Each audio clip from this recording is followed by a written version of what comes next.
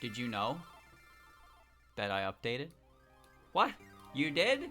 No, I didn't. What actually happened was, I was sent the updated version renamed to the previous version, which doesn't work, as you can see. So that is not what we'll be doing. So we will not be playing the patched version after all, because it didn't work.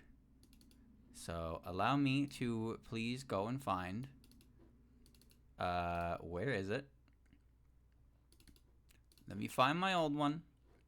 Yep, doesn't work. Doesn't work. It was supposed to work. It was supposed to work by renaming it so it matched the save data. It didn't work. It didn't work. So now we are here. Alright, so we are once again not updated. 1.8.2.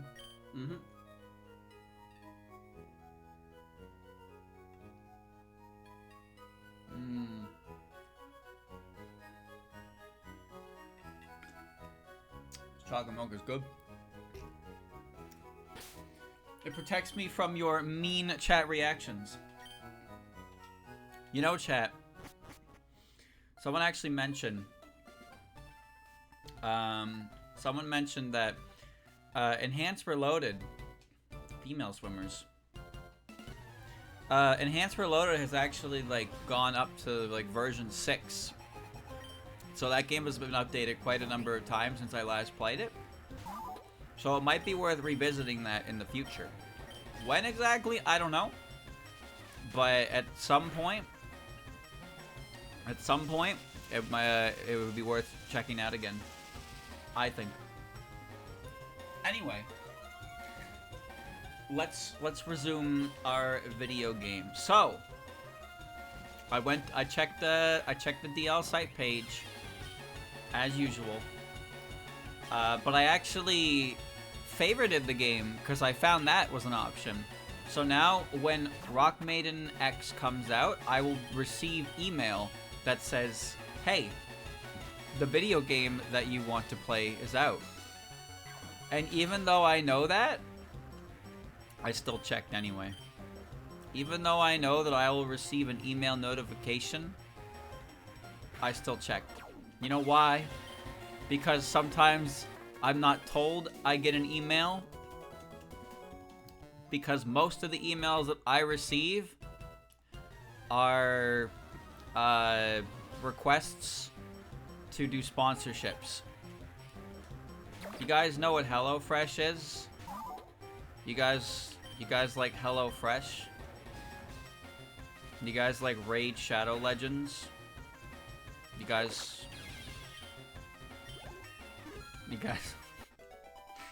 wanna watch me play Raid Shadow Legends for 2 hours? What do you say, boys? Sound like fun?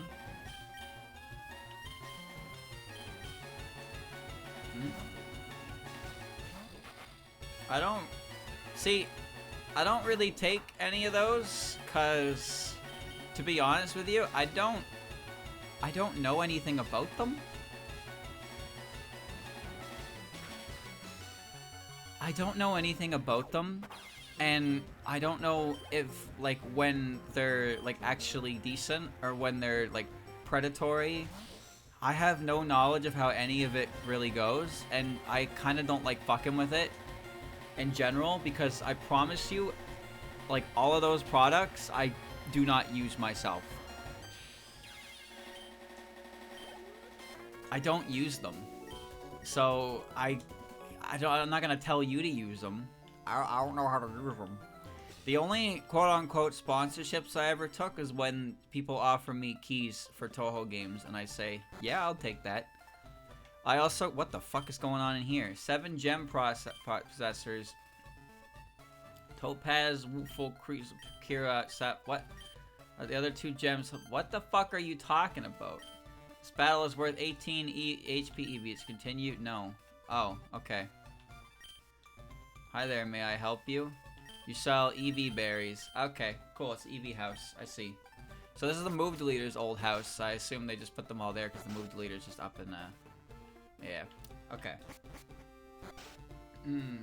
Was it HelloFresh that Peter said was using monkey slave labor?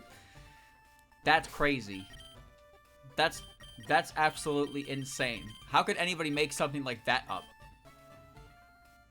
Alright, anyway, what was I saying? No, okay, so the last... I got a sponsorship. Well, not sponsorship, sorry. Just a key for Grim Guardians when that came out. Or when that was coming out, I got an email that was like, hey, it seems like you play these kinds of games. You want to try check it out when it comes out? And they told me what it was, and I was like, oh, I never played Galgun, but yeah, it seems cool. And they offered to give me a key for Galgun so I could play it. So I did, and I played it on stream. And I actually enjoyed it, so I beat it on my own. And then I played Grim Guardians, and it was actually really good. I actually really enjoyed it. It looked good, it played good. It wasn't super hard, it did have harder difficulties, but it was a cool game, and I actually really enjoyed it. I could almost identify all the characters in Grim Guardians, but they were all based on that Galgun game. I platinumed the game before the game came out. I platinumed it before Grim Guardians came out. I wanted to be I told them that I wanted to, like, I asked them how much information I would need from previous titles going into it. And they said not that much, so that I beat the whole game, and then I had all the information I could have needed. There's a sequel coming out. You know what? I feel like I did see that, and I forgot. They also worked on Azure Striker Gunvolt, which I heard was pretty good, but I never properly played. I actually started the first one before, when I was sick, like years ago, and then I never picked it back up. So I don't know. It seemed cool. It seemed cool, but I just never bothered. Like, it was just one of those things that I did when I was ill, and then when I got better, I didn't have a reason to play it again, and I guess I didn't have as much of an impact as I wanted it to, so I never ended up picking it back up. Kind of a shame, because it seemed really cool.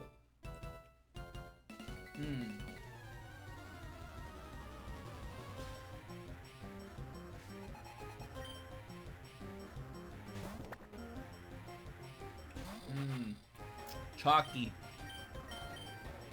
He loves it. Alright. I also got a key for Valkyrie Phantasm.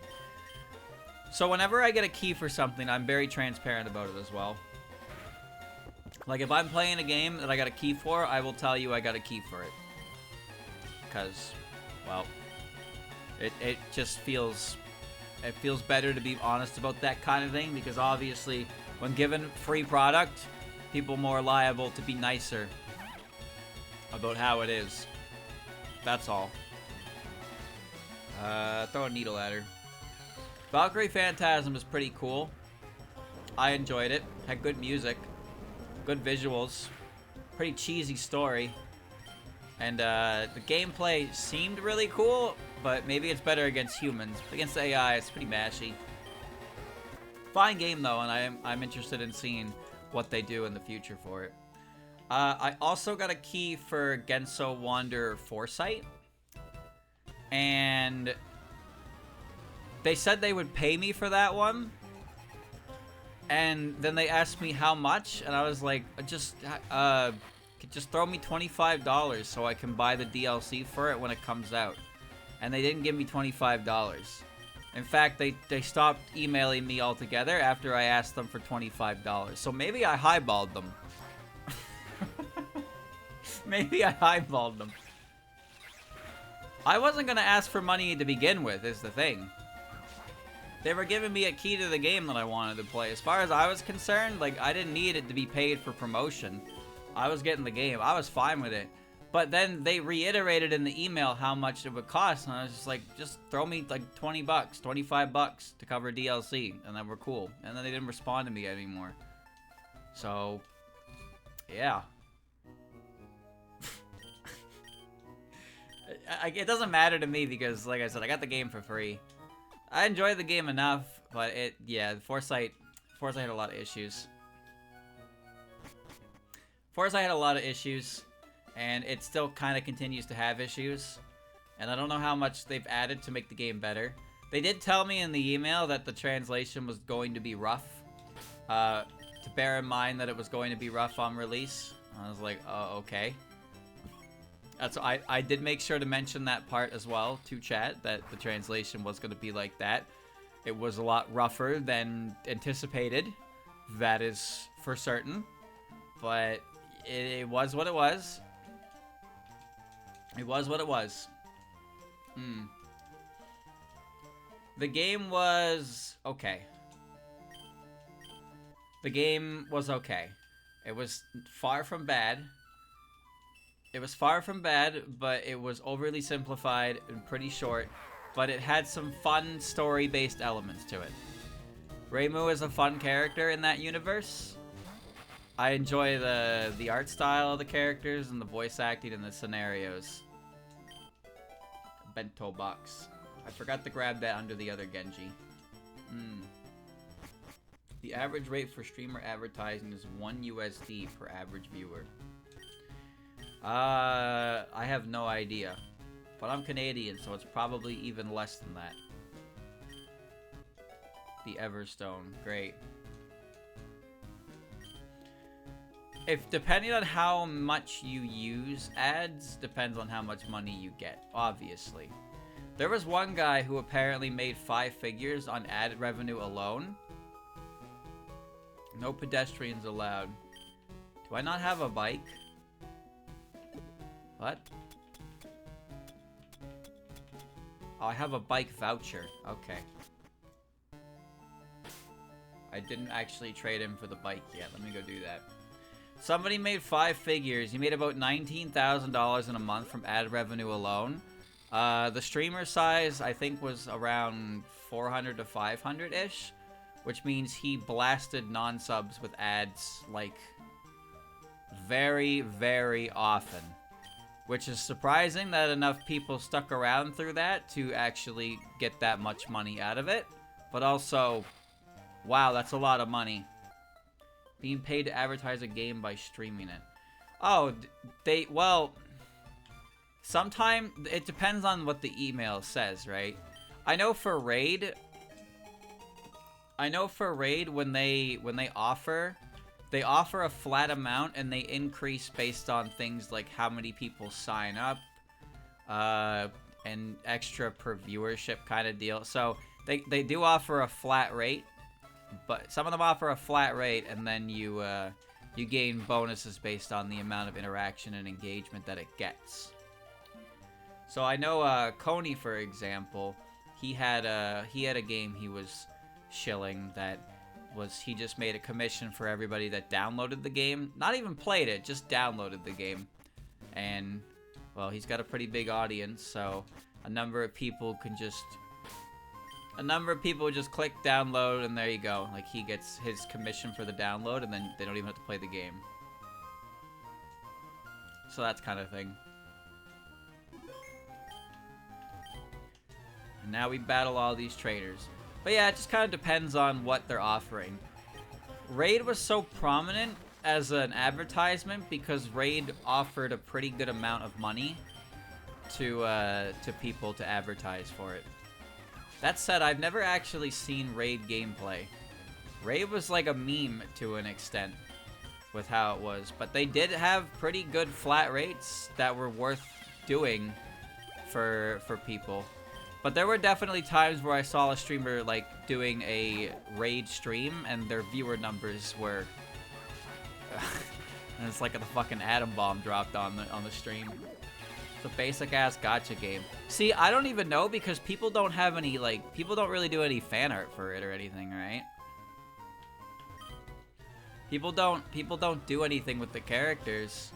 So all I've ever seen are the screenshots that you see and like the trailer footages. But ultimately, I never really saw Raid do much. But it was still so prominent, right? And then we have Honey. Honey, I actually never... I don't think I ever saw an advertisement for Honey. And if I did, I forgot.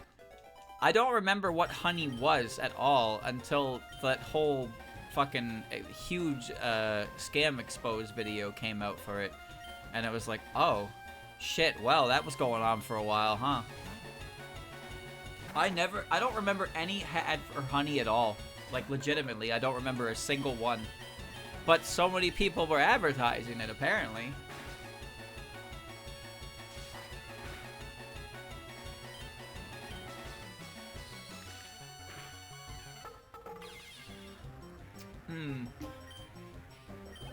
Goodness. Byakurin. That's probably fine to stay in. There was, Loot Crate as well. I don't think Loot Crate is in business anymore. But the only thing I really know about Loot Crate is from what I heard about it from Vinny. Because he signed up for Loot Crate before. Well, Loot Crate was supposed to be, like, every month they just sent you a box of a bunch of, like, stuff, right? They send you a bunch of gamer stuff. But I think in actuality, they just kind of sent a bunch of warehouse leftovers that they couldn't move. So you'd get your Loot Crate and it would be full of stuff that they just couldn't get rid of. So that was your loot. Your loot was leftovers. Now it's funny because dollar stores actually do something similar. You can buy trading cards in dollar stores that just have a bunch of whatever cards. Like, if you get Yu-Gi-Oh cards from the dollar store, you'll find a bunch of, like, big name fucking boss monsters that suck cock. Nobody wants them, so they have too many of them. So, like, you can just get this big ass Rainbow Dragon card from the dollar store because it has no intrinsic value at all. Because it's useless. It's not a good card. It's not a good card in the game. Pokemon, different.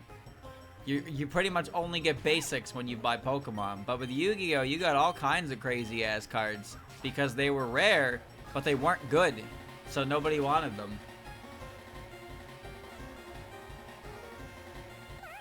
Yeah, I bought some Yu-Gi-Oh cards from the dollar store before. You can get some pretty decent cards from that. But it's also just, like, I have no idea how they decide what they give you. But it's a fucking $1 for a pack of 10 cards. That's funny as shit. E-Parsi. Just click air slash a bunch of times, I guess. Have any of you guys ever used Manscaped? The shaving ad one? This video is brought to you by Manscaped. Shave your face with our man razors. They're very good.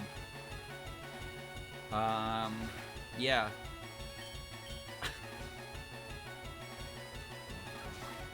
I try to ship over shaving gear from a YouTube ad.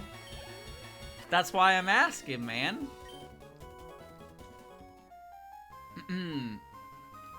That's why I'm asking. Maybe it was so good it was worth the import, you know? You never know. Never did, like, oh, what was it? Blue Apron? Blue Apron was after HelloFresh, right? Are either of those still around? I mean, I guess HelloFresh has to still be around because I still get emails about it. But Blue Apron was one that came later. And I think it was, like, the same thing. There was, oh, of course, there was also, NordVPN. Does Nord still do sponsors? I don't have a VPN. But I remember Nord was the most common, VPN sponsor you'd see. And then Nord had a security breach sometime after, and that wasn't good. It's Surfshark now. Yeah, Nord had a security breach, which caused a lot of consumer trust issues. It's the same company. Ah, right. Well, you gotta remember that America is split into 6 different companies. But each of those big companies has little companies within it. So there's a lot of different companies, but then they're all owned by like one. If you follow the pipeline up high enough, you'll find there's only about 6 to 8 actual companies in the US. Yeah, I don't really trust VPN companies either. I don't really trust that kind of thing. Because, well, I mean, not to be like a fucking conspiracy theorist, but the idea of the VPN was that it let you get around, it let you get around location-based issues, but you're still giving something your location. Someone has your information. Even if they're like, they tell you don't worry about it, somebody still has my fucking information. Yeah, it's not exactly private. It's not exactly private is the thing. It's like, okay, alright. But I don't really need VPN, because I'm in Canada. There's not really a lot I need a VPN to get into. And anything I would is probably something I shouldn't be in anyway.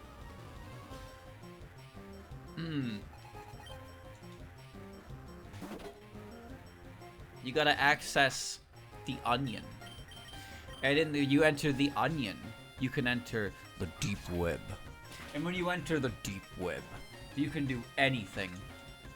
Like what? I don't know. I've never been. I watched like an 1.5 hour long video on the Silk Road before.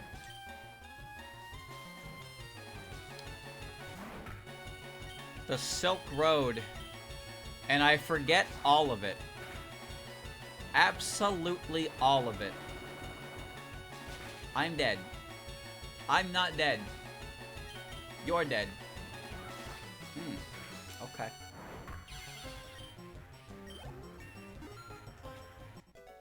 No, there was some kind of like mind's eye. So some kind of huge trafficking ring. Nasty plot. Ooh, that's pretty good actually. The Silk Road guy is free now, by the way. Uh-oh. Uh-oh. Sounds to me like we're gonna go through Sailwell 2. I don't know. You ever watch Nexpo videos? Oh, ouch. Nexpo has a video out that he released like a week or two ago. It's like 1 hour and 12 minutes, and I haven't watched it yet. I haven't found the time. Keep forgetting about it when I have it. He made a video on Lake City Quiet Pills as well, but I didn't watch that one because I'd already seen a different video that kind of talked about it. I kind of forgot about it as well. One of my favorites, for sure, from him was Local 58. I think Local 58 is really cool. Oh, you know what? I didn't watch... Okay, so... I have a question. He's got like a 2 fucking hour video on Ben Drowned, right? He's got like a 2 hour video on Ben Drowned. Is that an actual video, or is that something he made as like a movie? And I'm asking because Andrew told me that apparently Ben Drowned was actually an ARG the whole fucking time. And I was like, wait a minute. If that was an ARG this whole time, does that mean that the video that Nexpo made was actually covering that? Because I thought like he made a fucking movie of Ben Drowned. It is. Wow. Okay, so I should have watched that then. So what you're saying is I should watch that. So what you're saying is that we should watch that. Is that what you're saying? It's like 2 hours long, I think. It's a hefty one. You're weak to poison. You might be poisoned. I thought he made his own movie or something, so I didn't bother watching it. That's kind of glorp, dude. Sure, let's all watch it. Do you actually want to watch it, though? I don't even know if it's good. It could be good. Maybe it's really good. I'll just probably watch it on my own. I've seen Petscop? Yes, I have. I've seen all the Petscop stuff. I'm not gonna watch it on my own. Why not? Isn't it really interesting? Don't you know Benjamin Drown? Benjamin Under the Water is one of gaming's biggest, most critically acclaimed, well-known creepypastas. You wouldn't want to watch a 2-hour video on the truth behind it? Because I actually would.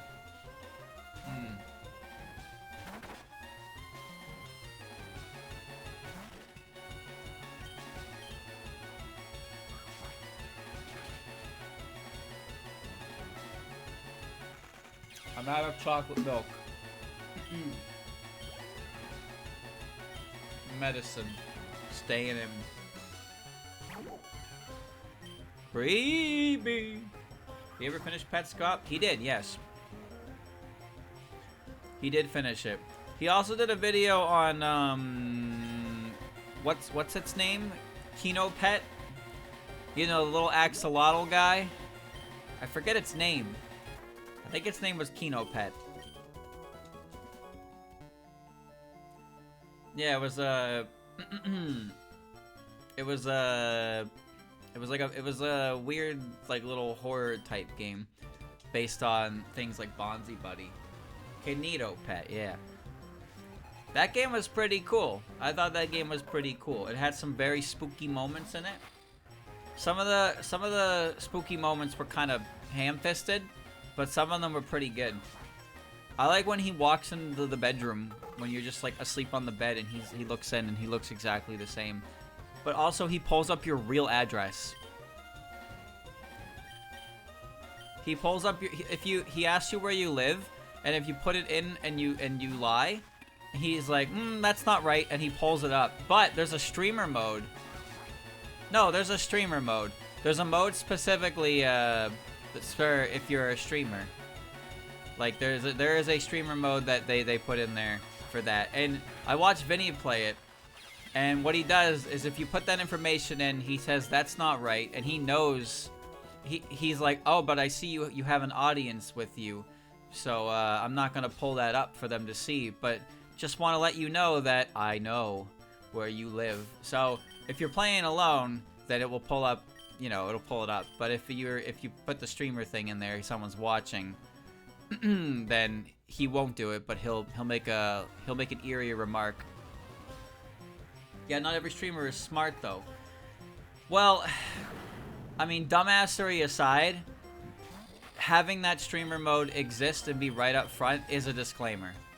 Like, there is an option in the game that is immediately apparent that says, you know, it encourages you to click it if you are a streamer. If you don't click that, that's egg on your face.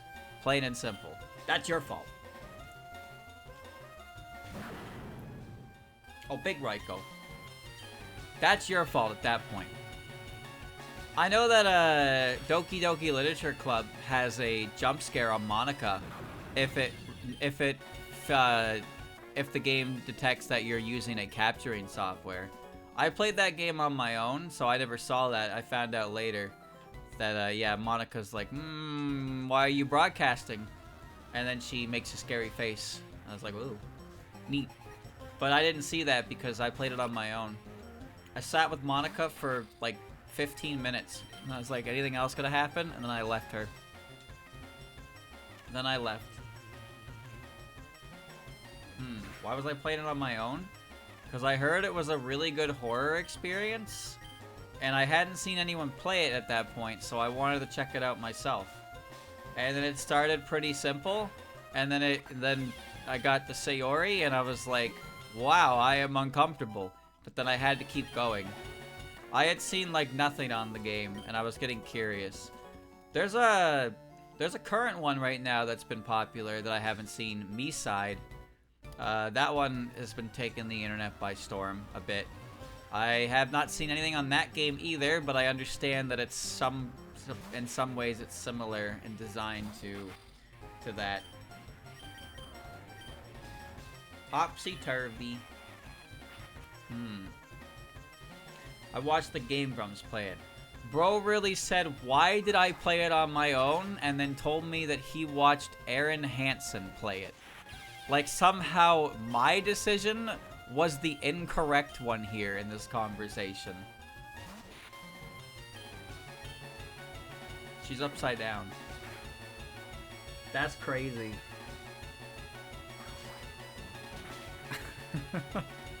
That's crazy. Bro tried to get me, and all he got was God himself. Knew I gained like 4 levels in this here. So just wanted to catch her up with the rest of the crew. Well, everything here seems to be weak to flying for whatever reason, so I guess Reimu is a good alternative here. Just keep going down. 7 years ago? Oh, jeez, I guess it was, wasn't it?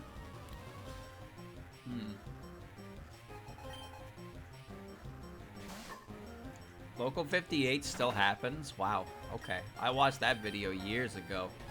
I'm shocked that's still relevant. Local 58 was really cool, though. That was good. That was a good ARG. But apparently it's not over.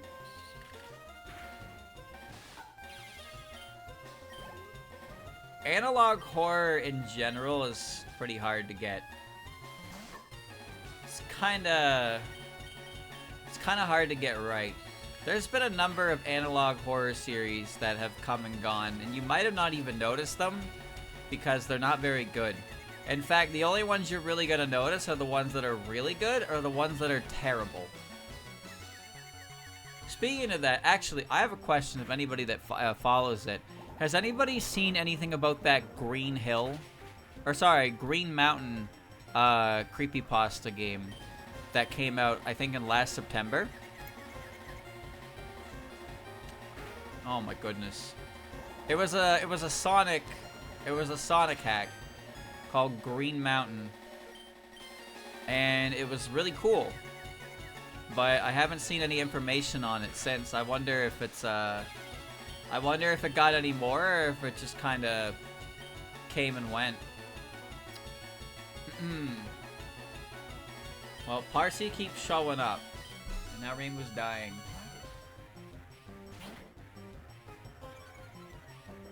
Intimidate is broken in these games for some reason. Oh, I guess Leech Life works. Okay, fight them. There's a picture where Sonic is missing his meat. What do you mean meat? You mean like part of his body? Because I'm pretty sure the creature kind of like is missing its face. So, it's just the word meat is not the one I'd use to describe. That's all. Face meat. Okay, then say all the meat gone. So you mean he's a skeleton? You mean he's a skeleton? His stomach and his face. Oh. Okay. I see. I don't see it all, but I'm going to say I see. No, so it came out in last September. I was really fascinated by it because this is the first time one of these things have ever really popped up while I was like cognizant on the internet. And it came out of nowhere, uploaded, people played it, and it was just this really weird, dreary hack. But there was like stuff inside of it, story, pictures, stuff like that, right? But there's like the perfect amount of what to it that made it so intriguing, that made you want to know more. I guess there was also myhouse.wad, but myhouse.wad wasn't really horror? I guess. It wasn't really horror, but it was an extremely fascinating game. myhouse.wad is insane. Like, just how all that shit even works is beyond me. Granted, there is a part in the game where you're at a kindergarten and then you get attacked by Shrek. That's kind of fucking weird, but, you know. For the most part, myhouse.wad is, like, insane. And if you've never seen anything on it at all, it's worth playing, for sure. But otherwise, there's definitely a number of videos you can watch to kind of see what's going on in it.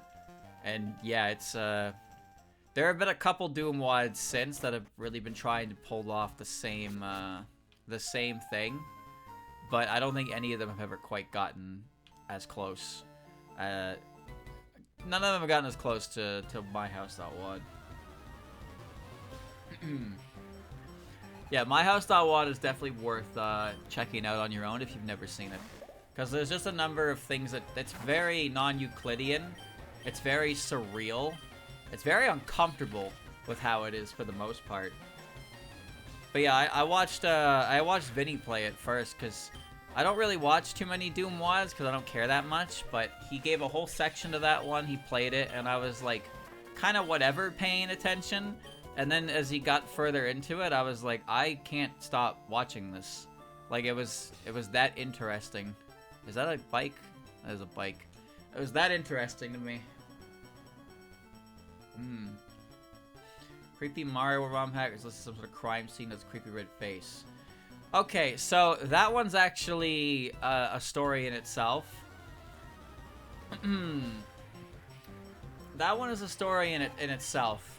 But the guy who made that one, he kind of blew it. To put it simply, bro, kind of blew it. Whole thing is bullshit. Anyway. They actually tracked down the source of the image that was used for the face in the files as well. They tracked that down. There's a video on it, probably, you can watch. But I know what one you're talking about. I think it was just called Mario. But it's just you go to the castle and then you get like a crime report. And the file, if you read it a certain program, it produces that image. And that one was pretty popular, but like I said, the guy who made it kind of burned all his good faith with his other shit.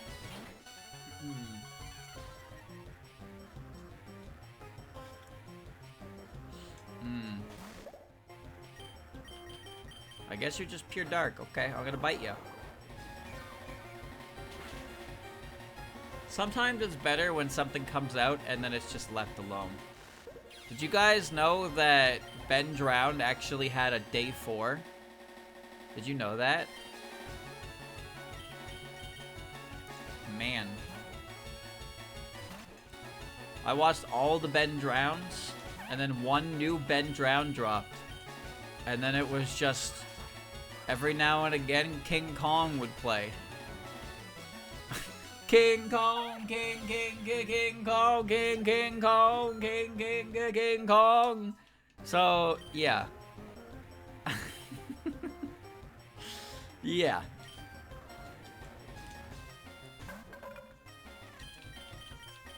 You'll hear me when you see me. That's a real song, by the way. King Kong. It's a real song.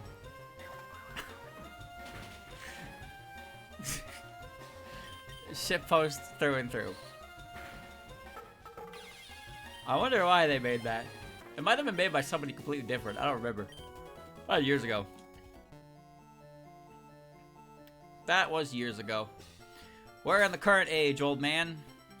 We need new scary things to keep us on our toes. Chat, what was the last, like, real good horror experience you had? What was the last real good one you had that really got you? That really intrigued you?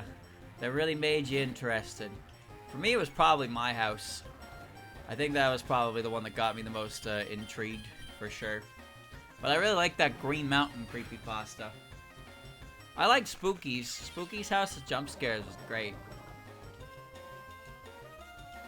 I really enjoyed Spooky's House of Jump Scares. Please love my computer game. I don't want a horror. Why not? You scared? My House what? I don't look for horror. See, I don't look for horror either. It just kind of appears in front of me. But My House made the rounds for a lot of people, so it was kind of hard to avoid.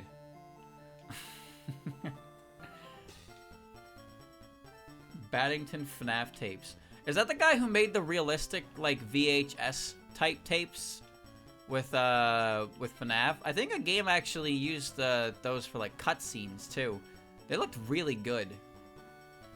Dredge? I don't know what Dredge is. Wait, is that the spooky fishing game? Backrooms? Well, I don't know if backrooms are really scary. It was FNAF Plus. Was it? Okay. Horror fishing.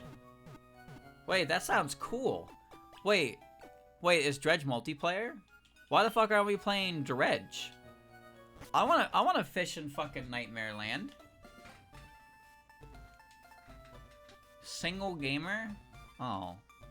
Well, I guess it loses some of its scariness if you play it with jackasses, right? Pew! Seeker! Whoa! You try the Safari game? I'm gonna. Which I might. They got them in cages, man. Close friend of Cherno. Oh, I see. Mouth washers? Oh yeah, mouth washing was a big one. That was fairly recent.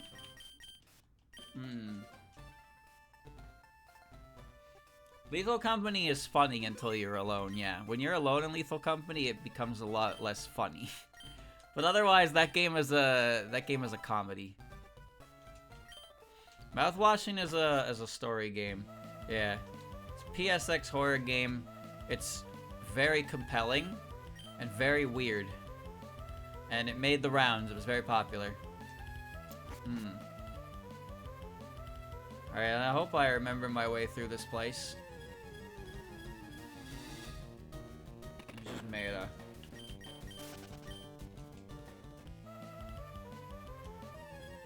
Some things when they're better. Some things are better when they only exist to a certain degree. I think most people would agree with me when they say that SCP is kind of bloated, and a lot of the luster is kind of been lost from it. But when SCP was like way back then, when SCP was like a couple things, it was definitely scarier. The idea of it was always good, but now it's a little too free range. It's a little too free range. Full restore. Full bag? Oh, you're kidding. Well, I'm gonna give Luna the coin. There we go. Yeah, Secret Labs was not easily playable, which was really obnoxious. I wanted to try that out. Little Gengetsu. Goodbye. Oh, man. I think too many people put in, redacted texts. Too many redactions on text for, like, flavor. Like, at some point, there's so many redactions, you don't even know what the fuck you're reading. And then you're just like, huh? What? What? What's going on? I don't understand. What's happening? Oh, I'm not gonna... Oh, okay, these aren't even that great.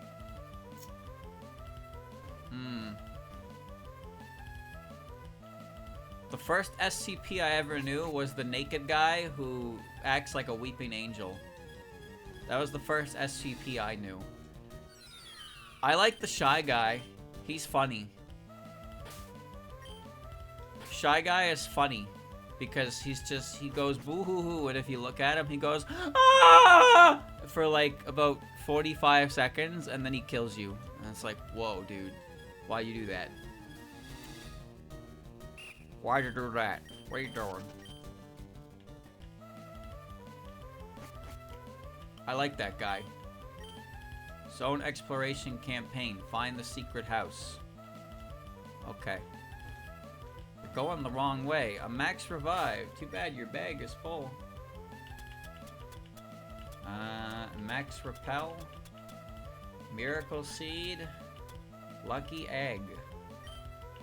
Wide lens. Nobody has a move that isn't accurate.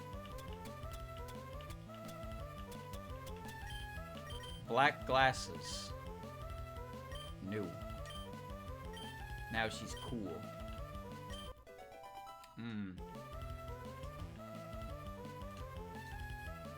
Everything's chrome in the future. Wait, this isn't the secret house. Oh yeah, there's a Fumo SCP. I'm aware of that. I'm aware of that one. This isn't the secret house. Tossing rocks at Bonica makes them run, but they're easier to catch. That's stupid. Why is it like that? Dude, when you know how the Safari Zone mechanics work, you realize that it's one of the worst fucking places ever made. Why is the 2% encounter have a 25% chance to just bail? That's some bullshit. My favorite SCP is the Flesh Van. It's a van that is made of flesh on the interior. So it opens up and it's like, ew. It's all fleshy and shit. I don't seem to have a time limit in the Safari Zone, which is great, because that time zone is arbitrary and dumb. Absolutely nasty. Yeah, it just looks like a van and it opens up and the interior is like fleshy. Kinda nasty, huh?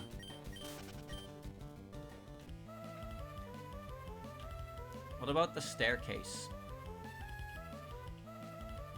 Spooky's got some cool creatures. Spooky's pretty cool. Mr. Puppet. Except for the ghost girl who eats you. I don't know about that one, Chief. What? Am I lost?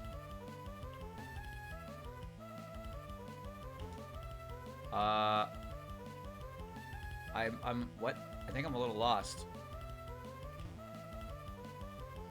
Oh, wait, never mind. It's up here. Okay.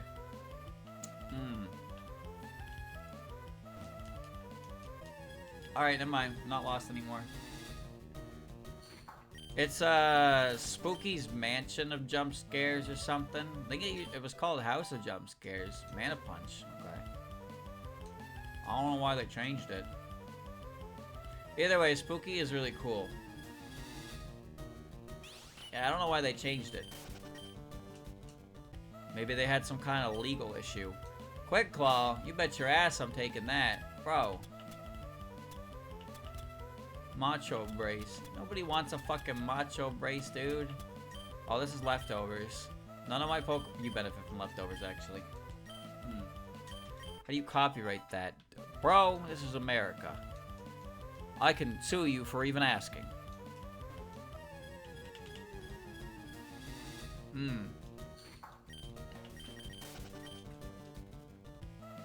Grim Guardians actually changed its name to Gal Guardians because of the name Grim Guardians.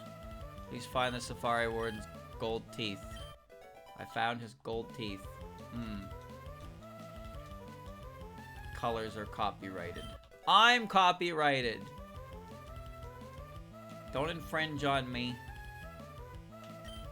Finally, you're the first person to reach the secret house. I have one HM Surf. Do you think any Pokemon puppet I have can actually learn this? Because I don't. I actually don't. Oh, Patchy? Patchy can surf? Thank God. Aura Spear, Flamethrower, Earth Power. These are all really good moves. Like, actually really good moves. And Earth Power and Aura Sphere, Patchy is the only motherfucker on the team who has those two types of moves. You know what? I'm gonna get rid of Flamethrower even though it's stab because I have Flandre. And I have no coverage for the other three moves that she's packing. So, and you know, if I ever need it again, I can just relearn it through the thingy-majiggy. Here I got a cease and desist from a company called Spooky House Studios for the name. Who the fuck are Spooky House Studios? Who? I've never heard of them in my life. What kind of fucking copyright do they got? Frog. Heard of them now. Yeah, but now I'm angry about it. What kind of horse shit is that? Spooky House. Spooky House Studios. Mobile game company, I die. There's no way a fucking mobile game company threaten. You know what? I know why they would do it. They would, because it's not worth fighting that. It's just not worth fighting it at all. But like, Jesus Christ, man. Jesus Christ. That's just fucked up. Spooky's House of Jump Scare. This is infringing on our name, Spooky House Studios. Yeah, but I don't know who you are. Mobile games have a lot of money. They have a lot of their consumers' money to throw at you to fight you on stuff. Here's my Everstone. Here's my Macho Brace. Here's my Cleanse Tag. Too cheap to sell them in case I need them. But I don't want them. The fuck do I need Moonstones for? Why do I have a million Right, I remember. Ghost type can be helpful for... I couldn't remember there for a second why the fuck I had a million mushrooms. Okay. Alrighty. Oh, that reminded me, chat. So the first 3 VODs of Okami were being blocked, monetization blocked because of North Korea. But the 4th part wasn't. The 4th part had no North Korean upsetting footage. So I could monetize it. Isn't that great?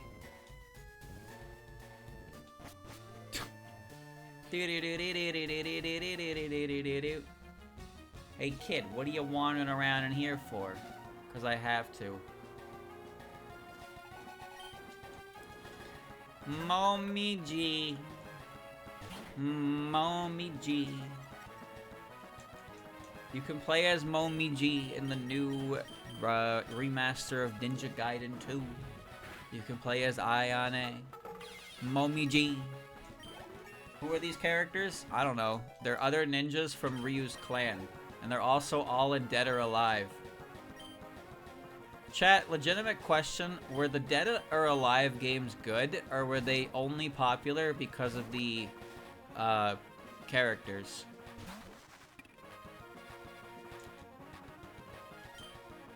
Yes. See, I asked 2 questions. And I got an answer of yes. They were good. Oh. Do they have interesting stories? Because I kind of want to play them. If only because I've only ever played 1 Dead or Alive game in my life. And I promise you can guess which one it was. But if they're actually good games, then yeah, it'd be cool to check them out. Rumia. I'm gonna bite her.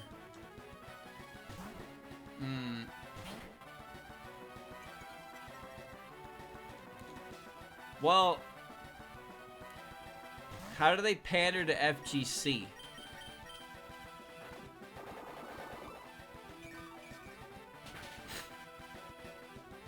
What? How do they wait a minute. There's a whole fucking story you just dropped on me. What? The moment they tried to pander to FGC with 6, the series went to shit and died, and now Koei Tecmo region blocks the game from the American continent. What?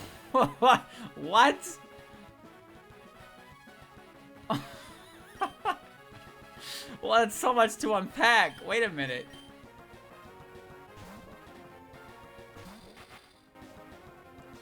Changed everything about it from gameplay to designs. Define designs. Did they modify every character? Did they forget what made them what they were? I heard the origin to the Marie character had to do with Sweden's laws. So I can believe that Koei Tecmo is that petty that they would do that. I actually believe that based on what I've heard about why Maria is a character in that game.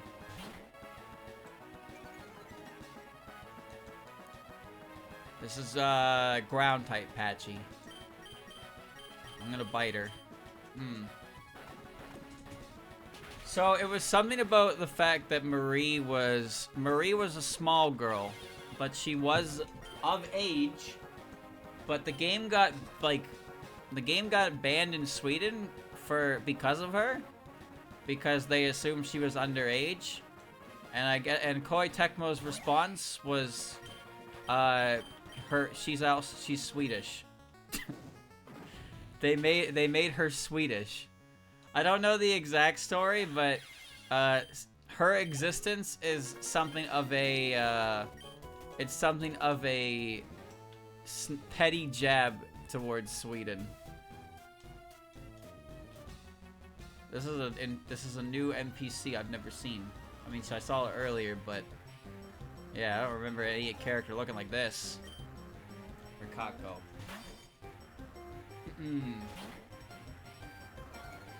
Sweden go home. Yeah, Ryu Hayabusa from Ninja Gaiden is in that game, and the some of the other ninjas, the female ninjas in that game, are from his clan. So yeah, there's like a crossover story in that way. But they are all very pretty women. I heard that Nyo Tengu was actually a monster in the original. And then they made Nyo Tengu they made Nyo Tengu a big booby lady. I have no idea what she looked like prior to that. But I did always think she had a weird name for no reason. Like, Nyo Tengu? What the fuck does that mean, bro? I don't know what that means.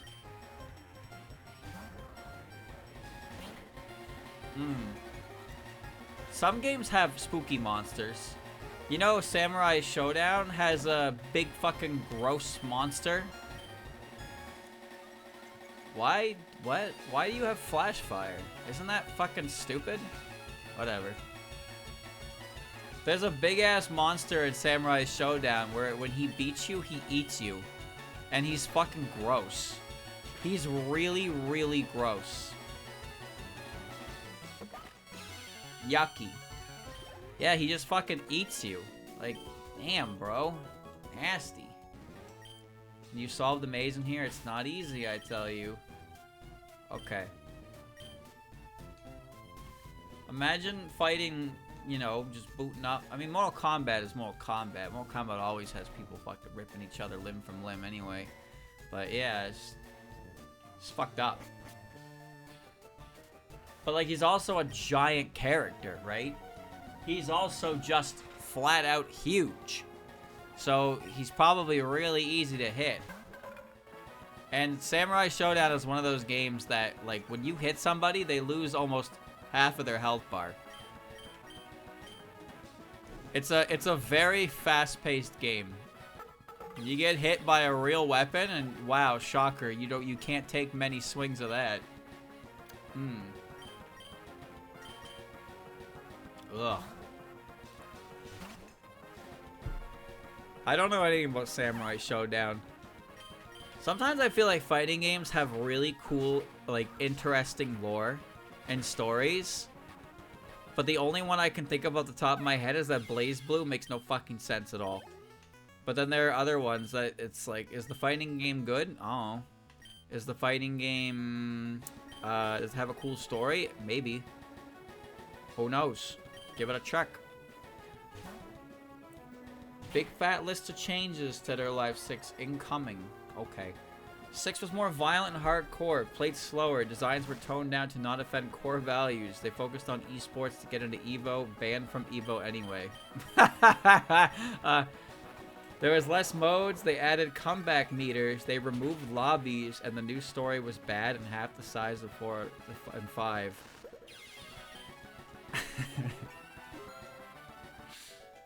Oh my god. Oh my god. Not offend core values. You know what? Street Fighter 5, you couldn't play Mika's default costume at EVO. Or like any big tournament. So, yeah. Core values is that's a $100 term right there, boys. They also had to unlock after paying for. $100 of DLC that you had to unlock after paying for. Oh.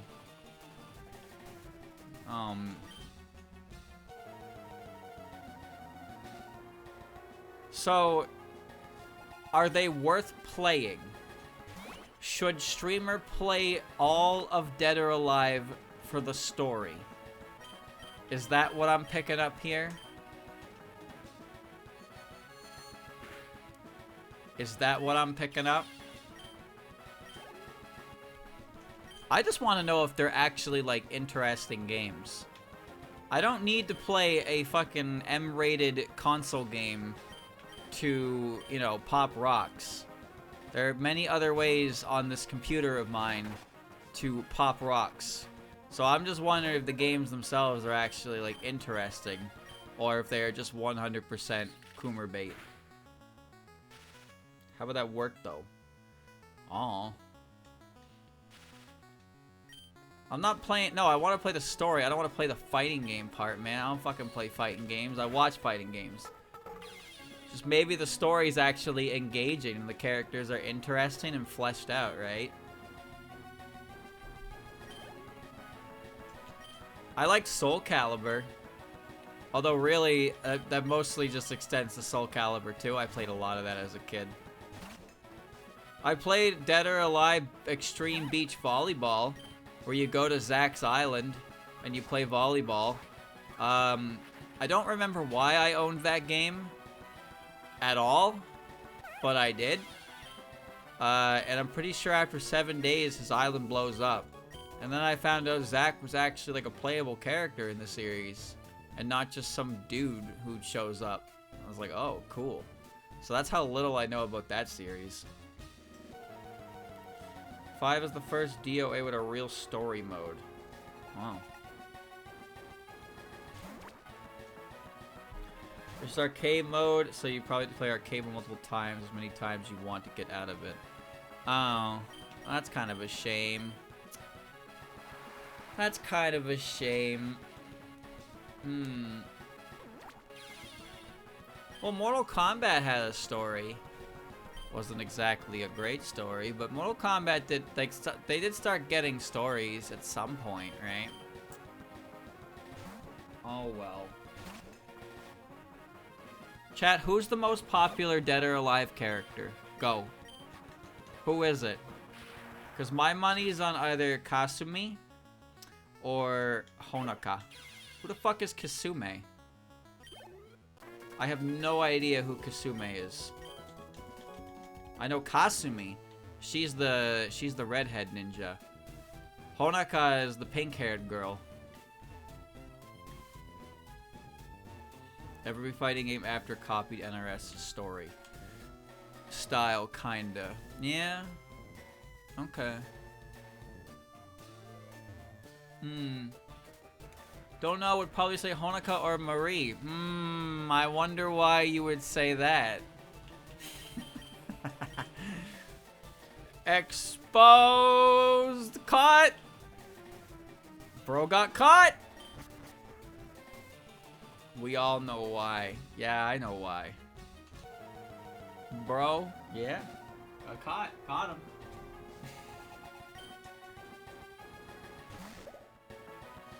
I'm just saying that because it's what I've heard.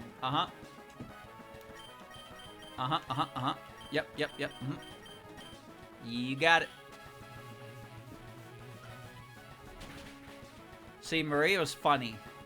I think the controversy helped a lot for her. That's funny.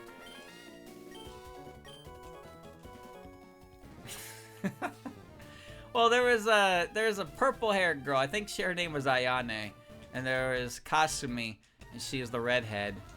And those are the two I remember. I think there was a girl named Helena, or Christy, and she was a very tall American lady.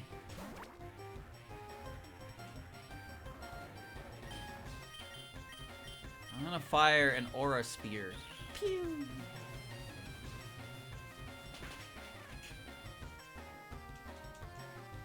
I don't know. I don't know. You guys know more about this series than I do. Hina was a wrestler? Honoka Amari got into Senran Kagura. Why do you know that? I didn't know that.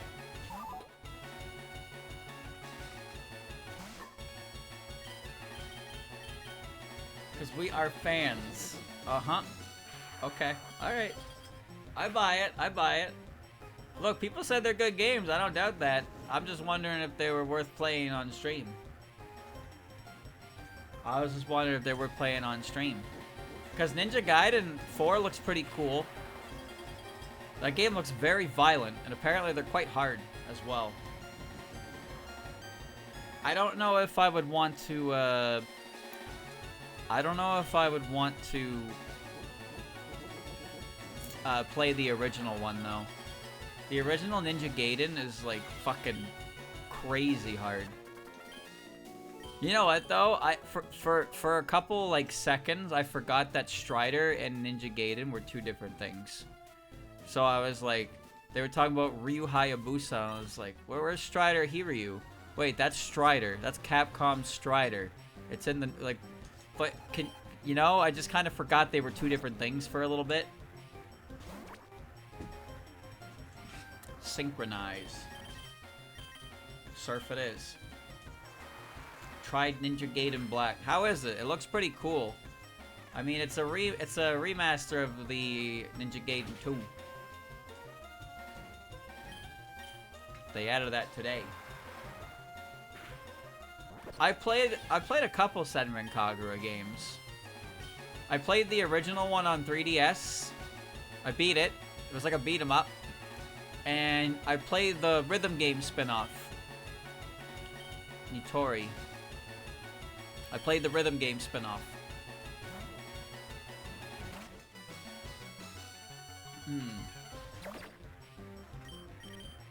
Leaf Blade. Pew. No Black, not Black 2. Oh, well. Black 2 is out today. Yeah, if you got a good combo and you blew up the girl's clothes, you could see them pose on ice cream. That was your incentive.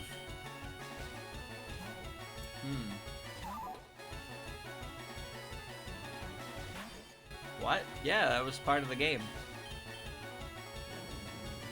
Senran Kagura... Senran Kagura is a series where the creator knew what he wanted when he made it. And I'm pretty sure the series is, like, done now. They had one on the Wii U or the Switch that was like Peach something. And I think that one just was like the end of the series.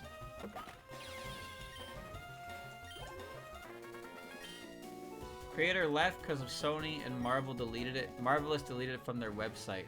Oh, so that shit's gone. Ouch. Okay, but the first one actually had kind of an interesting story. I forget her name. She was the tall one with the sword. She was part of a ninja group, and her brother was supposed to succeed her family, but she outperformed her brother, so her brother kind of became a dirtbag and actually tried to attack him. There's also one of the evil girls who was really poor, and she eats bean sprouts all the time. She eats bean sprouts all the time, and she hates rich people who have good lives because fuck them. And then you have Haruka, who's just kind of a freak. And the snake lady, the green-haired snake lady, who every now and again I see her, I think she's Yuka. She's just a freak too. Most of them are just freaks.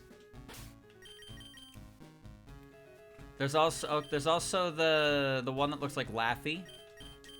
And then there's the one who wears the gym uniform with the sparkly eyes. She's got some kind of superpower or something. I don't remember her name. I think it started with an H though.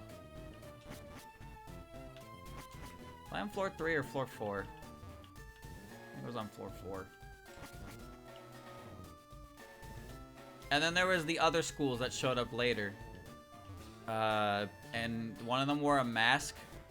One of them was named Yuki. One of them was a massive masochist. I don't even remember her name. Maybe the first game was one of the first games to get hit by Sony's censorship policies and it pretty much killed the series. That's impressive because the one on 3DS did, like, they wore swimsuits. There was very little shown in that game. It was on 3DS after all. It was just a weird beat 'em up. There's also a character, a perpetual third year of the school who dresses like Jotaro.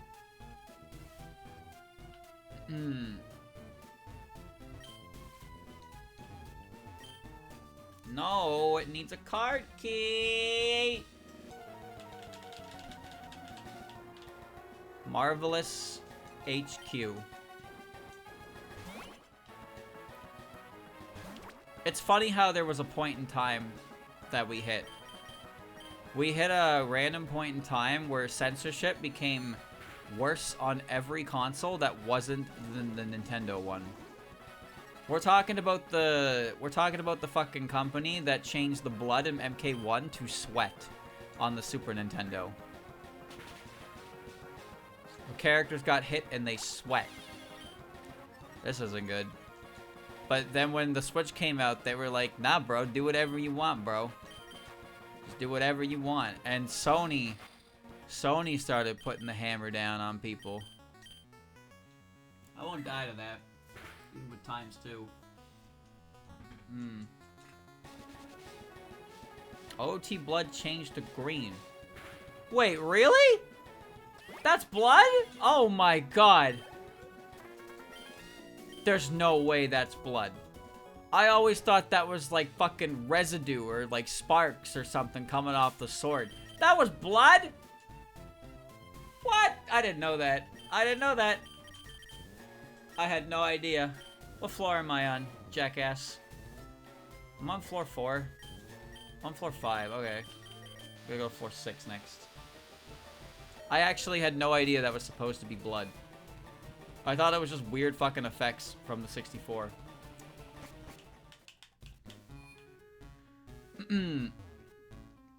Well, Nintendo also had its, well, I guess it's just a Nintendo of America, specifically.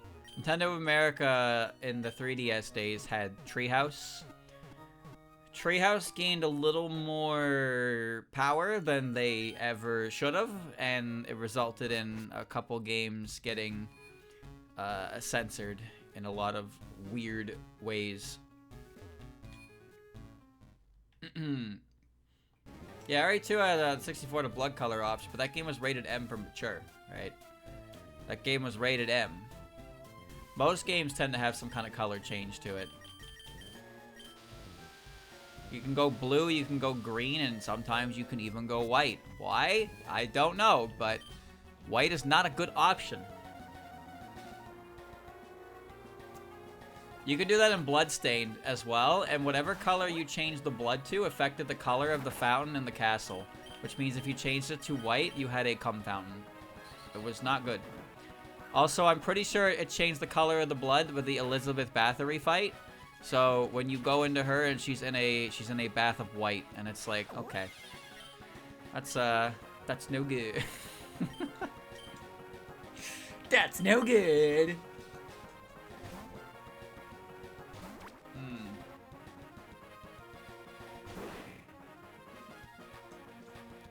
Natural cure. I mean, Mana Burst is super effective and its stab.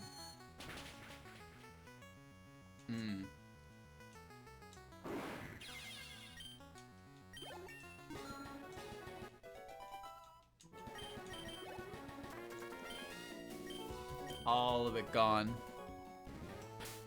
Well, Pikmin HD received a bunch of random changes as well. Like, you know, the Weed Lamau one. But also, there were a couple of changes in the Pikmin.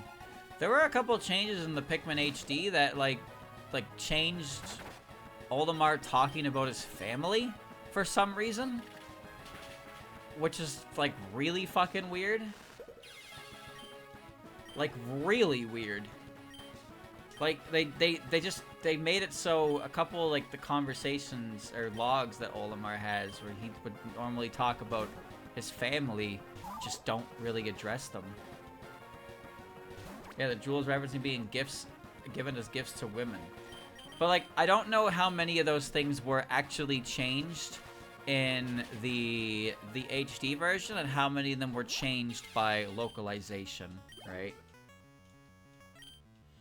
Yeah, it's a really strange change. It's a really strange change. It makes no sense for it. It's weirder that it's there, that it's not there, than if it was there. Frostbite. That might chip into death. Probably not.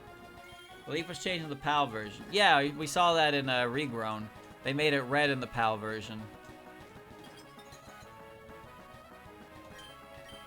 That was back in the days when we didn't have worldwide releases. We had Japan got it, and then 6 months later we got it, and then 6 months later you guys got it.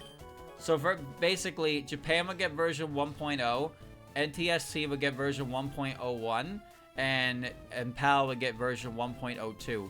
So you guys would get the most definitive version of the game, which meant you guys had the lowest chances of having fun glitches to exploit in your video games.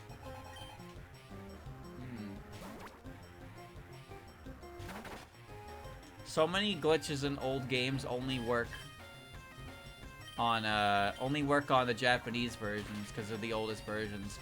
Melee is a really interesting one to me because it's a whole different game. European tends to run PAL specifically because, or no, sorry, European tends to run NTSC because the most prominent Melee tournaments are North America. So the game is so different, you want to learn it there. But European tournaments still do run PAL. The thing is, you can't play different versions, region games on different GameCubes. So you have to have the system to match it. You can't just play anything. Region locking. The last time Pokemon did that was Gen 5. Gen 6 started worldwide releases. Worldwide releases came with Gen 6. I heard that apparently Gen 5 did so poorly. Gen 5 did so poorly to them that that's why they like, the reason why everything kind of happened the way it did after Gen 5 is because of that. That's why Gen 5 was so heavily neglected with all the new mechanics and stuff, and how the game started going worldwide. Gen 5 is my favorite gen, personally, but yeah, I guess it kind of bombshelled. Specifically Black and White 2. I like Black and White 2 a lot. Yeah, region locking was the worst thing. Now it's just there are different language options built into the game. So you can play whatever language. And the neat thing about that as well is that, like, that is what it checks. That is what it checks for things like Masuda method and foreign Pokemon. It just checks if you're playing the cartridge on a different language. So if you pick Japanese language, well, now you have Japanese game. If you pick English language, you got an English game. And so on and so forth. So if you had another game, you could just pick the region as somewhere else and you'd be good to go. But then you also have Vivillon, which is actually based on location, which is pretty cool. Except Vivillon trading became kind of a nightmare because anybody who had a Tundra one was asking for $1 million. Okay, that's an exaggeration, but Tundra was so rare that it was very high prize for Vivillon collectors. Vivillon was neat in theory, but man, the distribution of value was not there. Some of them were way harder to get than others, and the people that knew that, ooh. Yeah, I remember that being one main complaint. The biggest complaint about Black and White 1 was that Gen 5 was a locked dex. You could only use Gen 5 Mons. So the deck they did make a bunch of new Pokemon. There were a bunch of new Pokemon made for Gen 5, but a lot of them were kind of shitty. A lot of them were really shitty. One of the worst things about it was probably that the only Pokemon you could find in the water was Basculin. Like, sure, Magikarp exists too, and other useless water types exist, but Magikarp's novelty was that it turned into Gyarados. But Basculin is just an asshole fish that's hard to catch and doesn't do anything. And he was the majority of all water-based encounters. Like, he was the only real thing you would find. But he wasn't cool like Magikarp and Gyarados. Doesn't matter. Doesn't matter. None of it matters.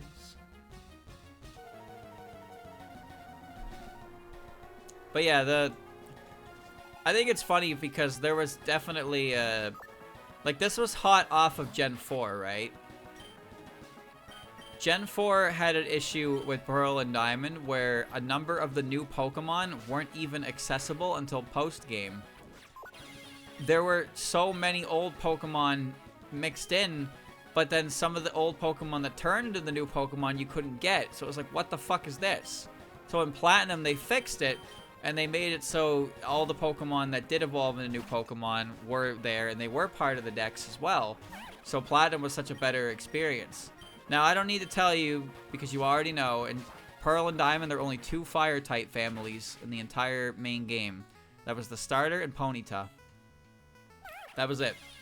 Those are the only Fire types you get your hands on in Diamond and Pearl. And somehow that didn't raise any alarm bells at Game Freak when they did that. And they were like, either you start with a Fire type, or you take Ponyta. Guess what, motherfucker? One of the most common Pokemon you're going to find in the game is a Steel type with Levitate. That is going to be one of your most common Pokemon to fight. So if you didn't start with Chimchar, and you didn't want to use Ponyta, you were going to neutral damage your way through that one. Good luck. Good luck. Suck my dick. Fuck you. But yeah, then after, but then after that, Gen 5 was like, whole new Pokedex. All new Pokedex. And then a bunch of new Pokemon, and only new Pokemon. And then that wasn't good enough either. Now it was only new Pokemon you could play with, and that was a problem. Yeah, the real kicker with Diamond and Pearl is the fact, not so much that they only made a couple Fire types, like, available in the game, but that on top of that, they also made a Elite Four member specialize in Fire types. And then they gave him his team of Rapidash, Steelix, Drifblim, Lopunny, and Infernape. That was his team. That was his team. An Elite Four Fire type member. That was his team. And nobody saw a problem with that.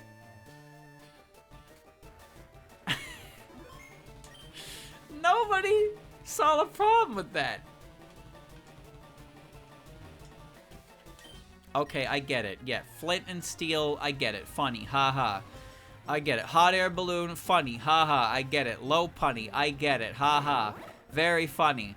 But really? Fucking really? Aaron had a Dustox and a Beautyfly.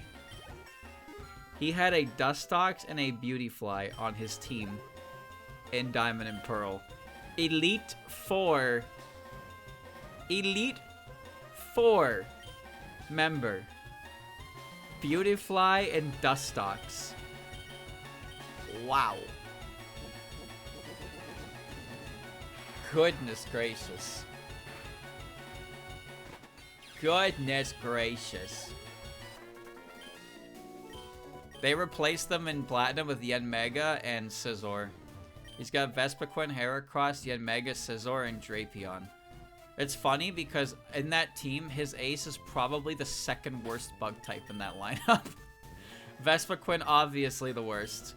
Poor thing is very tragic. But man, Drapion is a cool Pokemon who's just not very good. Heracross is an awesome Pokemon. Scizor is fucking defines Gen 4. Platinum specifically. And Yanmega is kind of weird, because Yanmega seems like it's really good, but it does have a pretty shitty type. Anything that takes ×4 to rocks is automatically in bad shape. because, you know, you can only switch in twice by that alone. It's cool, though. It is. Yeah, Mega also has very, very good abilities. Tinted Lens is a really fucking strong ability, because it makes it so not very effective moves do not receive, they basically hit as hard as a neutral move. Unless you're ×4 unaffected by it, all not very effective moves are neutral damage. That's incredibly powerful, just in case you were wondering. And the other ability is Speed Boost, which speaks for itself. Every turn you'd get faster. That's pretty good.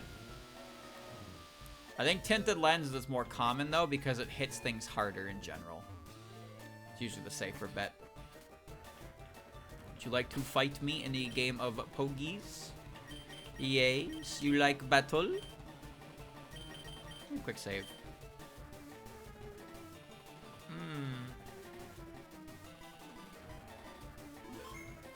But yeah, Gen 4 fixed a lot of its issues with Platinum and by extension Heart Gold and Soul Silver.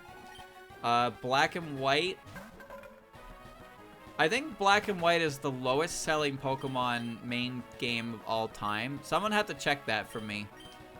Someone would have to check that for me, but I'm pretty sure they consider Black and White a failure in a couple of regards, which is a bit of apparently a pretty good chunk of the reason why Pokemon went worldwide release and why Gen 5 was pretty much ignored. There's one Gen 5 Mega. One. And that was Audino. They gave Audino a Mega for some reason. It's still Pokemon, so obviously it still did well.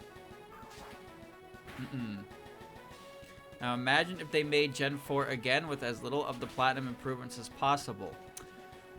Ah, but you see, they didn't do that. They told somebody else to do that.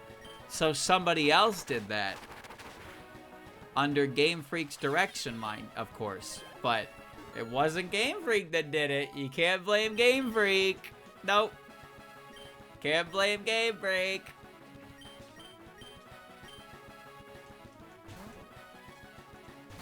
Every time a game comes out, it tends to, as time goes on, it becomes more beloved or misunderstood or so on and so forth. You notice that every now and again, you know? Sonic games tend to get it pretty often. Every time Sonic releases a game, it's usually there was an era where Sonic was not releasing bangers, and people were not shy about letting you know. But as the years go on, we're slowly getting up to the point where those games are considered old, and now there's a fondness when looking back at them that is like, what are you talking about? What are you talking about? Oh, she'll die to that. Dude, I only ever get frostbite from this thing. She won't die from that now because Dream Eater hit me. People say Secret Rings was good. Secret Rings, I promise you, was not good. Although I heard Black Knight was pretty good. But Secret Rings is not good. That game is not very fun. And I hate the theme music because it plays every single time you finish a level, whether you fail or beat it. Mission fail. Make police report. Oh god, man, stop yelling, please. You don't gotta do it.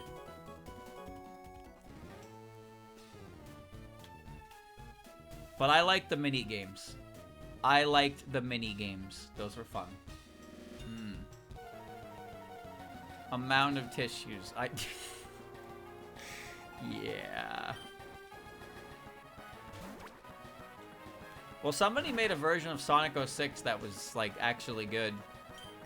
I don't remember what it was called, but that exists. Somebody made a whole mod to fix 06's issues to make it a real game. No, the Mario Party mode in Secret Rings was fun. That was fun. I promise you it was fun. You play as all kinds of characters, man.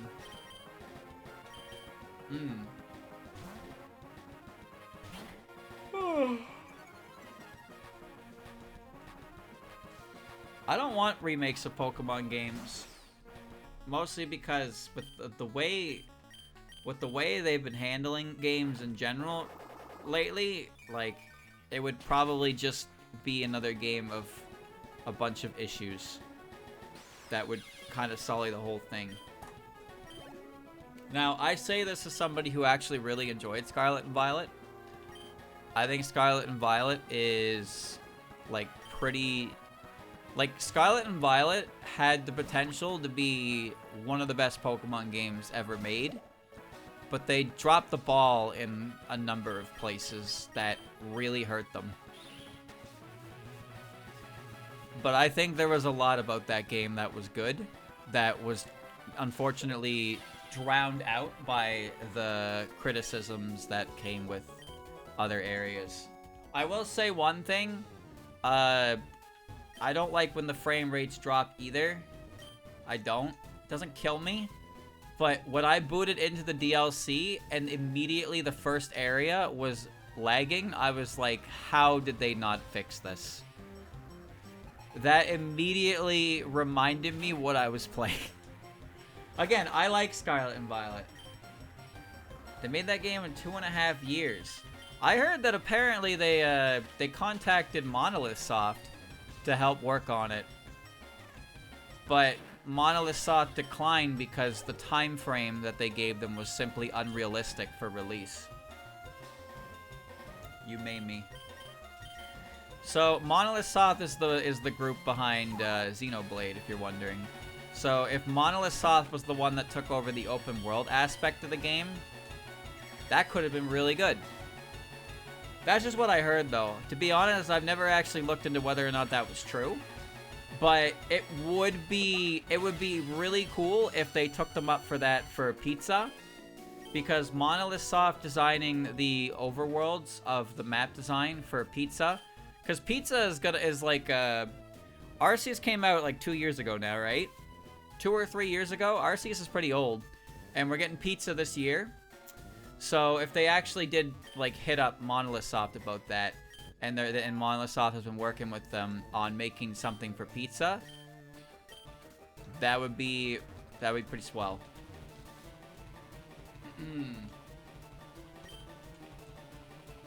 All right, I'm moving up in the world.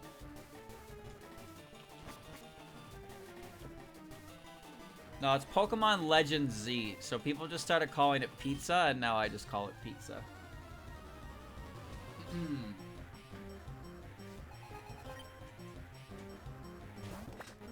They're also bringing Mega Evolutions back, which I think is pretty exciting. They're bringing Mega Evolutions back because it's based in Kalos in Gen 6. And obviously that means that if they're bringing a whole new mechanic back... If they're bringing a new mechanic back... Here's what I expect. There's gonna be some new game because they're adding new Megas and they're gonna add new, like, Pokemon, like the Hisuian forms, but they're not gonna have anywhere to go. So if they don't have anywhere to go, what's the point? So that's why in the Pokemon Direct, we're gonna get information on Pizza, and then we're gonna get information on whatever the game they're planning on is that you can send these Pokemon when you're done playing Pizza. That's what's gonna happen. Because they're not gonna make backwards compatibility so you can send them to Scarlet and Violet. There's no way they're doing that. You know why they're not doing that? Because Pizza is gonna be on Switch 2. That's why. Pizza is gonna be on Switch 2. There's no reason, there's no chance they release Pizza on Switch when we now have, like, the actual Switch's life. We have a release date, we have a date for the Switch's life. On April 2nd, we're gonna get information on the Switch 2. We're gonna have that console this year. There's no way Pizza comes out and it's a Switch title. There's no fucking shot. That would be the worst choice ever. Why release on Switch 1? Because Switch 2 already has backwards compatibility. They didn't even update XY for the new Auras and Megas. Exactly, right? Fucking, you couldn't use Auras Megas in X and Y. You don't really think you're going to be able to send anything from Pizza to Scarlet and Violet. So no, they have to make a new game where these Pokemon will be relevant, which means A, either we're immediately jumping to Gen 10, Or B, we're jumping to a remake that is going to be the continuation of Gen 9, which would be Black and White. Or C, we get a Black and White 2 situation, where we get Scarlet and Violet 2, where they address every single issue anybody had with the game and make the game good, and everybody loves Pokemon again. That's option C, otherwise known as the fairy tale option. That's not the one that we're getting. We didn't earn that one, alright? But it is true. It is true, based on the information that we have, that there is going to be some sort of game that continues on the main series. Because if there wasn't, it would be impossible to do anything with those new megas they're adding. And they have to be able to go somewhere, because there's always connectivity to the main games from these spin-off games. Always. There's no way they would put all this time into this game and make it a standalone game, because they know that these games sell better when you can send Pokemon over to main games. They know that. There's no fucking shot it's standalone. But now we just need to figure out what it is exactly we're getting that goes with Pizza to allow us to transfer them over. That's what we need to know. Is it Gen 10? Is it Black and White remakes? Or is it Scarlet and Violet 2, Electric Boogaloo? Option D. Option D is Game Freak says no Pokemon games ever again. And then we all go, damn. That's option D. Pokemon stops. But why the fuck would Pokemon stop? Could you think of any reason why Pokemon would just magically stop?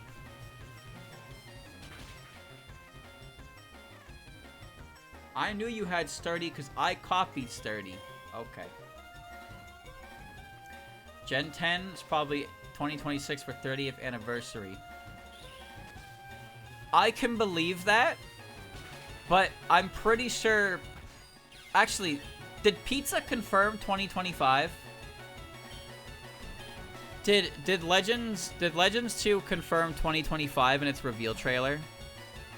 Or did it only say coming eventually? Because they could release it in January 2026 like they did with Arceus, right? But I think they're probably gonna have these games be for Switch too. And they're gonna do something special for the 30th anniversary. But like I said, we know for a fact that whatever Pokemon are going to be new to Legends 2 are going to be transferable to the newest game, because there's absolutely zero chance that they're going to allow compatibility of transfer between Scarlet and Violet in this game, which is going to be like 3 years of difference of time now. Scarlet and Violet is like almost 3 years old, chat. They did say 2025. That's what I thought. I feel like that was the only thing they showed off, right? They didn't show anything at all that was relevant to how the game was going to play. They just showed the date of the year of release, and they showed the Mega Stone effect, which was... Now, here's the thing, chat. This happens a lot. We get everybody saying Pokemon stinky, I hate Pokemon, Pokemon bad, Pokemon hasn't been good since 1996. And then a new thing comes out, and it's like, whoa, get excited, and then those people go, oh my god, new Pokemon, whoa! This is it. It's gonna cure everything. And then they see exactly one screenshot, and their face turns to the biggest frown ever seen. And as they realize that Pokemon is once again dead, never to recover. Entire game taking place in Lumiose City has me on edge. There's no fucking way it takes place in Lumiose City alone.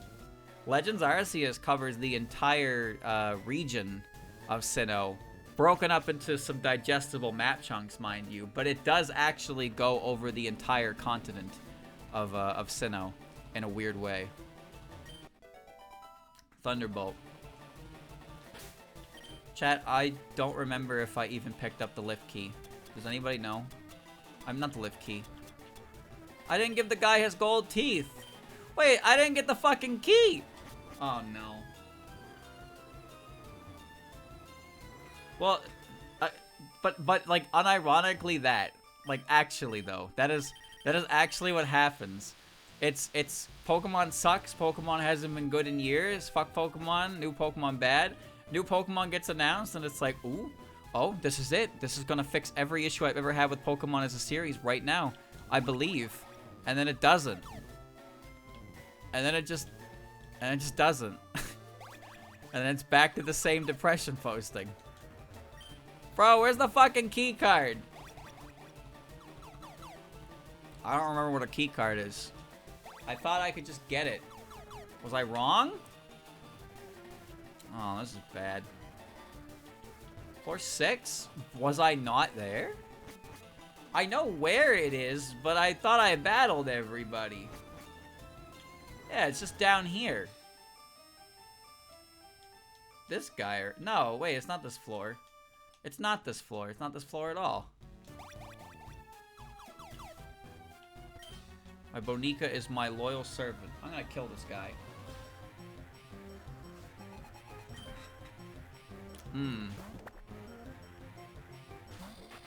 We'll see. We'll see, we'll see. I don't think there's anything wrong with being excited for new Pokemon game. If anything, it's better when you're more excited for new, but you know, it's just their track record does leave people to be pretty pessimistic. And there are a lot of easy targets that people pick on for newer games as well. Usually it's with the graphics. The games don't look that good. Followed by... Oh, jeez. Followed by... what do you call it? I forgot. Oh yeah, the Pokemon. Some of the Pokemon designs usually get ripped into. That one's usually pretty common. Wait. Oh, right, it's over here. Okay, I forgot.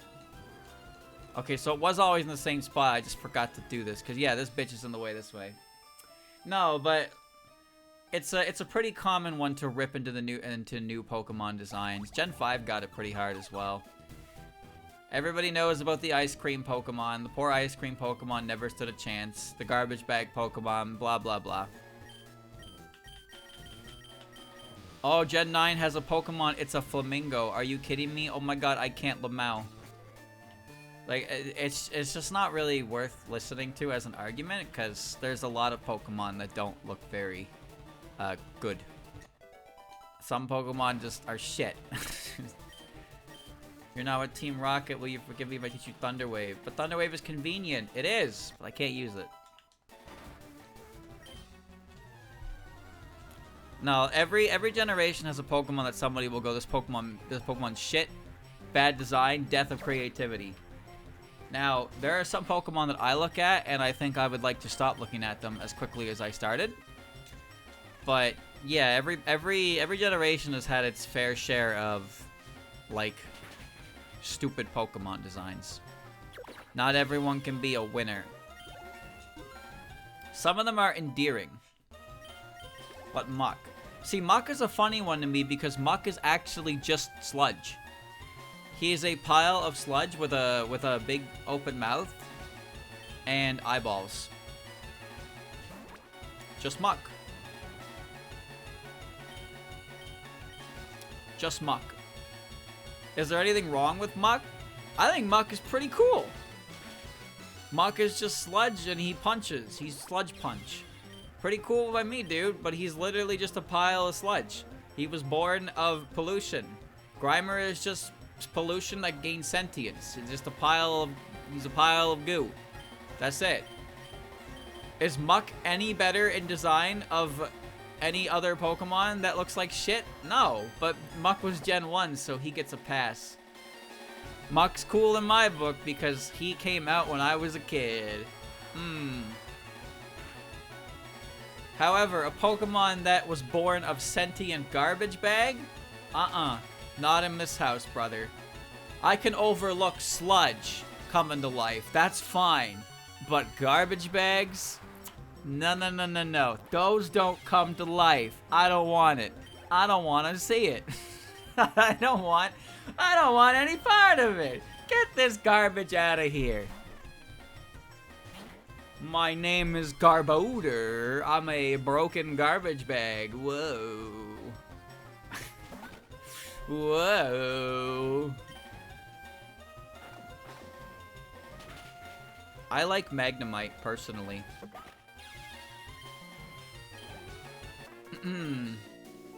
I like Magnemite. Magnemite's pretty cool. And he evolves and he turns into 3 Magnemites.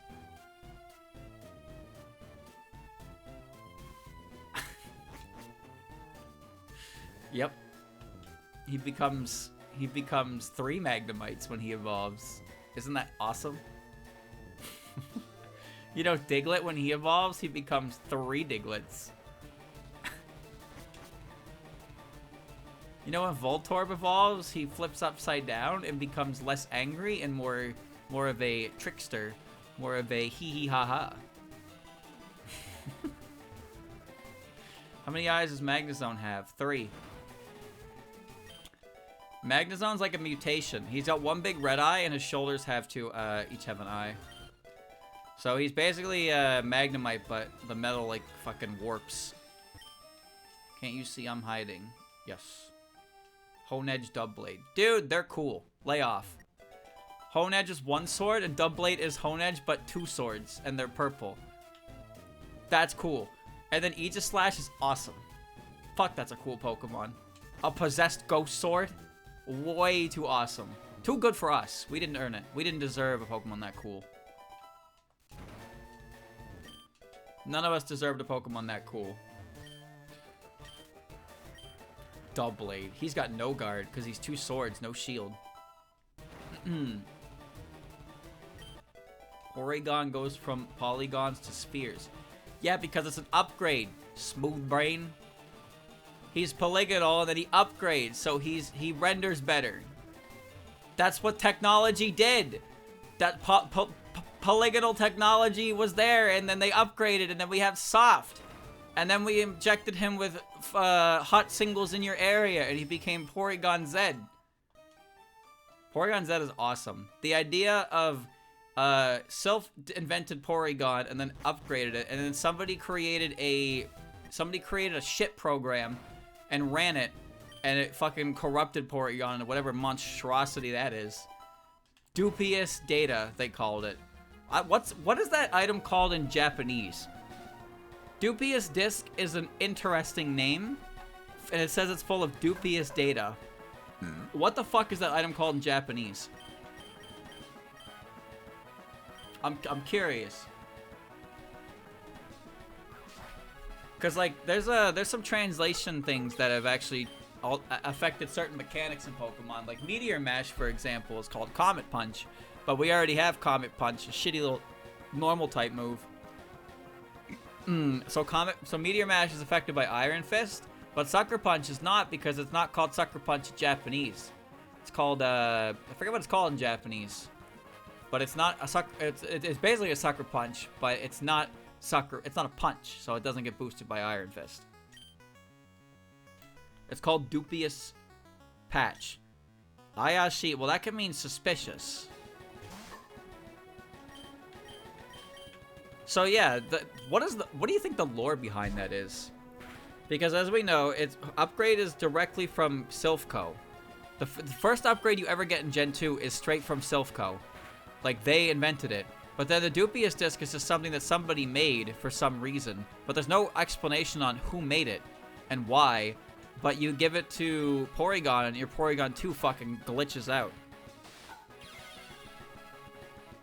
Yeah, surprise attack. That's what Sucker Punch is called. Because the idea of the term Sucker Punch like works for that, but because it has punch in the name and the way Iron Fist works, it's one of the most relevant situations like this, because Sucker Punch is such a prominent move. Sucker Punch is a really obnoxious move. It used to be 80 base power, too. The theory that Team who? Team Galactic? Team Galactic made it to travel to other dimensions. But the only Pokemon... Where do you get the Dubious Disc in vanilla gameplay? Because I know that you get Porygon and Platinum from a guy in Veilstone who's in a house close to the HQ, and he says that he got the Porygon from there. So that the HQ had that Porygon for some reason. So I could believe that theory. I could believe that theory based on that. But where do you get the Dubious Disc normally? Galactic HQ and also a random route. Okay, well... to the 225 in DP, and in Platinum it is in Galactic HQ. Okay, so... yeah, so it actually does line up. It does line up pretty well, then, with that theory.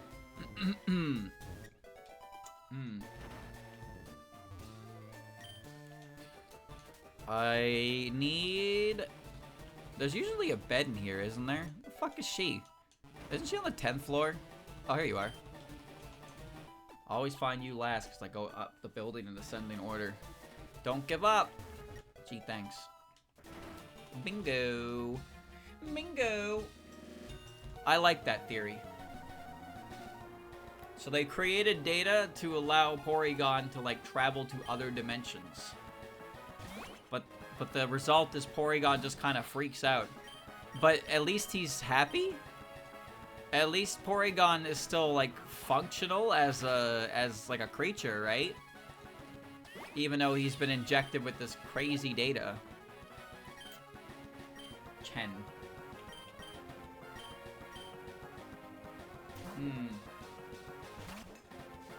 You try to make Porygon go into funky places. Well, he is a completely artificial Pokemon after all.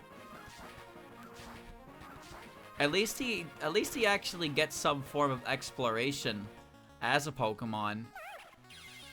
So, like, you think after his anime debacle, they would never ever use Porygon ever again, but it seems like at least somebody there likes him. So they keep trying to do something with him. Jinx, on the other hand, got left for dead. Jinx got left for dead. Her controversy was too much to come back from. Nobody wanted anything to do with her. They left her behind.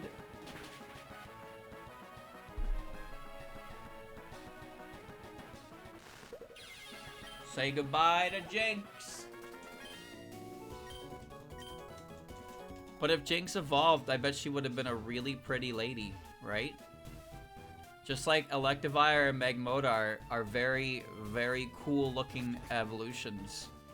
Jinx's evolution would have been even cooler. Right? I think that's everything, so now we're going to floor 3. Yeah, floor 3.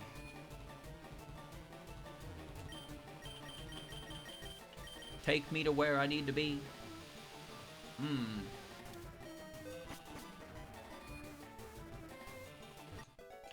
It's this way. This is the final way. Yeah, part of the big leaks had Mega... Part of the big leaks had Mega Jinx as a scrapped idea. You know, those leaks happened and they were, like, massive, and then they kind of fizzled out, huh? They just kind of... They came and they went. They had a lot of, They had a lot of moments in the sun. That's for sure, with some of the smut that people were writing. But otherwise, it was, you know, just... Shit happens, and then... Shit happens so fast, and then it goes away just as fast. Yeah, people were shitposting. Shitposting the info around. Ruined the reputation of some Pokemon for a little bit.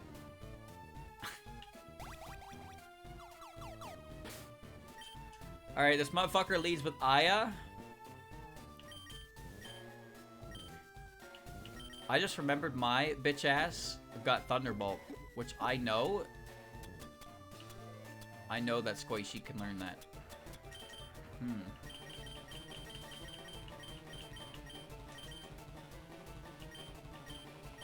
You are not Squishy. Wait, Nui can learn it too? Oh, that's way better. Damn. Nui's got Protean, so she gets stab on it. But I'm not clicking lock on, so I'm just gonna give her Thunderbolt. Birthday. Happy birthday. You are now one step closer to Unk age. Are you proud of that? I am an Unk in 2 years. Wow. What a great revolutionary moment. Perhaps we should all spend large amounts of money right now on the stream to celebrate. Give him a good old hype train to celebrate.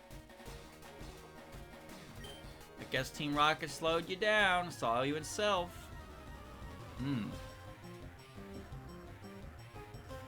Don't sub to Unks. I'm not an Unk yet, dummy. I will be soon. I will be soon. You're a normal flying type, huh? Alright.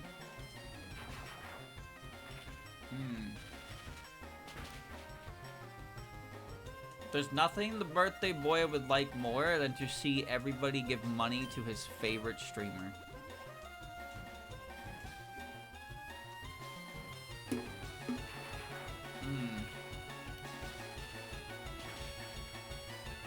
He didn't even have a full heal. He didn't even have a full heal, bro.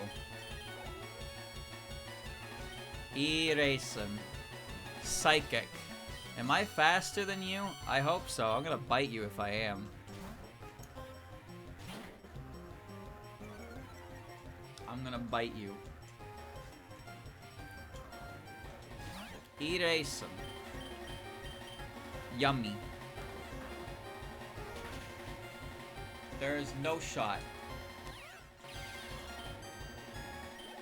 Give me money, money, money, money, money. Give me money, money, money, money, money. Give me money.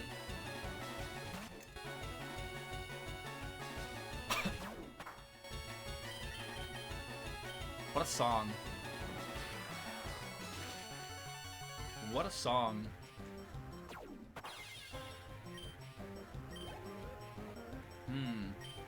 E-Show. I've already forgotten what Show's type is. I think she's Faith. I don't remember. Isn't today payday? I don't know. Maybe I got paid today. Motor Drive. Cool. Maybe I got paid today. I'm not sure.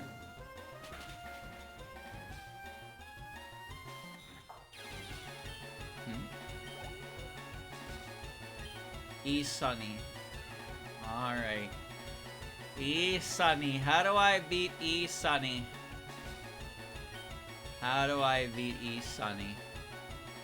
Firegrass. Rainbow. Want to share? With who? Should I send some gift subs to your stream?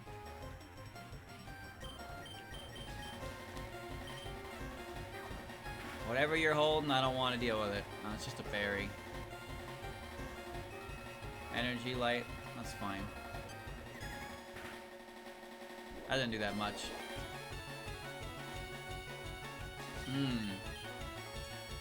I'm surprised I'm faster than this bastard. Usually that's not the case. Thanks for the biddies. Who gave you bits? Huh? Wait, can somebody actually click on your name and give you bits? Because you have an account, so technically you have a channel, right? Can somebody just do that?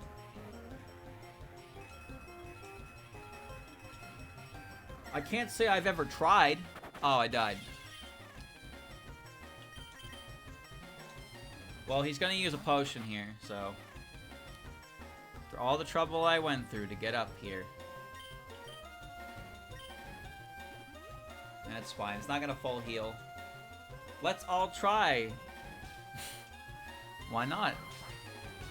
I don't have any bits though. I can't give you anything. Well, you need a certain amount of followers in viewership to get affiliate. I believe the requirement for affiliate is like 2 or 3 average viewers. So getting affiliate is not very, it's not super tough. Not a rocket? Why, thank you. Here, take this. Kikuri. No. So Kikuri, it's very intelligent. We kept it in our lab. It's better off with you. It's staying in my box. That's where it's staying. Apparently, back in the early days of Twitch, it was very hard to get partner. Like, getting partner was quite difficult. I don't know exactly what the requirements were for it back then, but the requirements when I got it were like 75 average viewership, which was actually the hardest part. For me, anyway. And a certain amount of days streamed per month.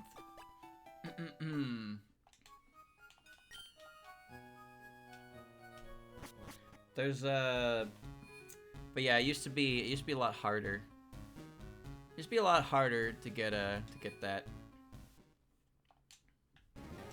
This was back in an era before I knew much about Twitch, though, so I couldn't tell you what they were. You have to look at it. You would have to look into it. I'm now going to go back to fight the rocket.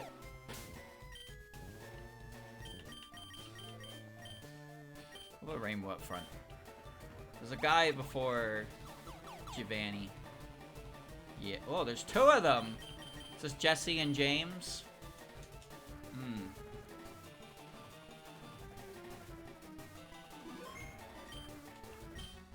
Halt, you have an appointment with our boss.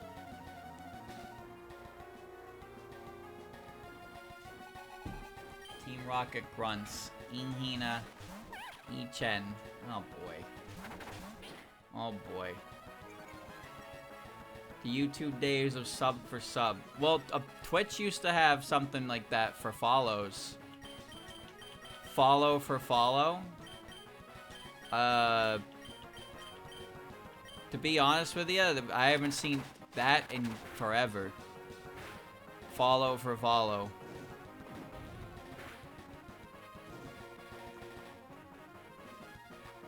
Poison Claw. I'm gonna have to go back and heal after this. People even do that anymore? I would feel like not, because follows don't really do too much. Follows don't do that much. I'm gonna beat the shit out of Chen, I think. Let's beat the shit out of Chen.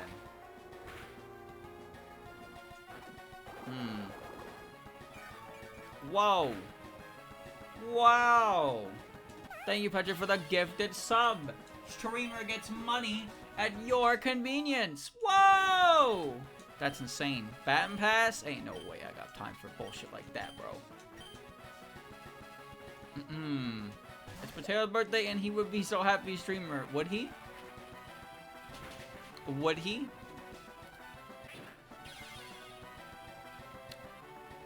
Why are you the one telling me this and not him? Huh?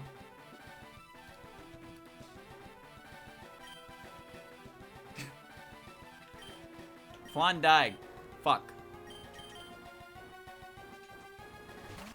This was not a good switch, actually. Alright. Alright, you're dead to burn no matter what. Needle is fine. You make the steel, right? No. Alright, just beat up Rumia. I don't need to worry about Hina. So I can just beat up Rumia.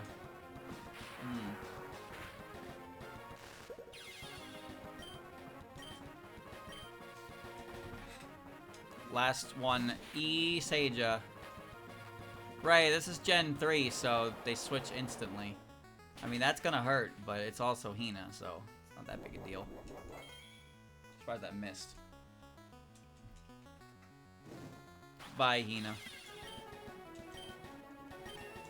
51. Perfect. Oh, one more trainer battle in here. Holy Needle. Thunder Punch. Die. Too easy. Pay no attention to the fact that I am level 51 and they're not. That's just how it has to be. Watch your step or boss likes his Bonica tough. Well, now I have to run all the way back to a heal because you beat me up. Alright. Back to the lab again. Oh no! Well, I'm gonna do this last fight and then we'll move on. We're gonna move on. What's the plan for today, streamer? It's to die. That's always been the plan.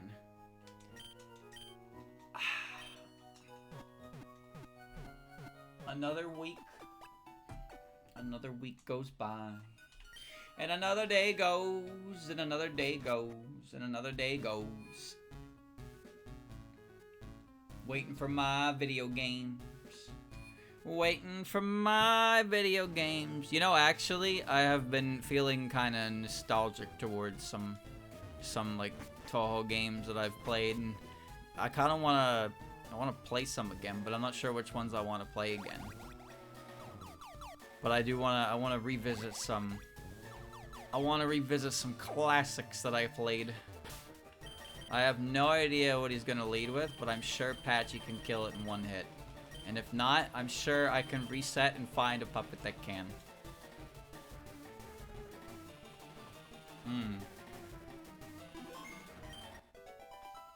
Bingo. Ah, Renko, we meet again.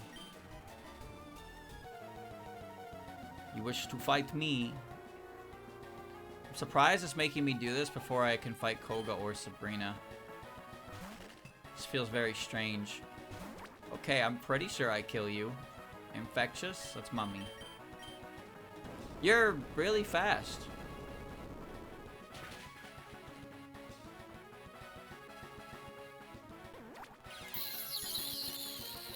Ow.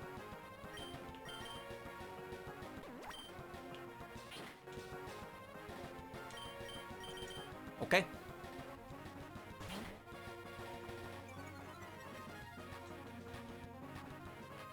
Are you faster than me? You're not a bug type. What? Okay. This was a terrible decision.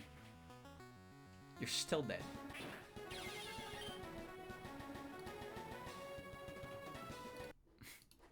Alright. Okay, noted. Noted.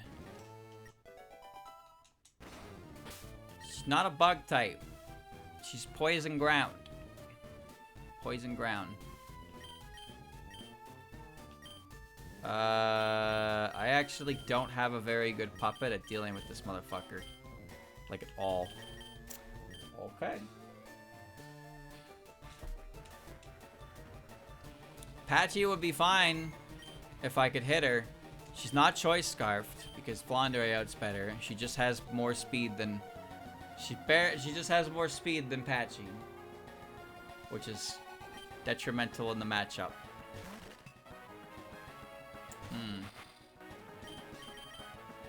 Speak to Air Slash. She is a bug. That's a priority move. I can't do anything about that.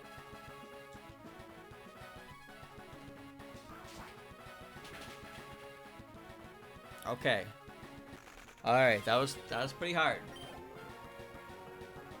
Iyugi. Alright, Iyugi is a fighting type who is known to be like Rampardos. Which means I'm going to kill her in one shot. Oni strength. That's Hypercutter. She's going to die. This puppet sucks. Ha ha ha. However, if you can't kill her, she'll kill you pretty fast. Ah Chen. Ah Chen is ground. She's in a soup.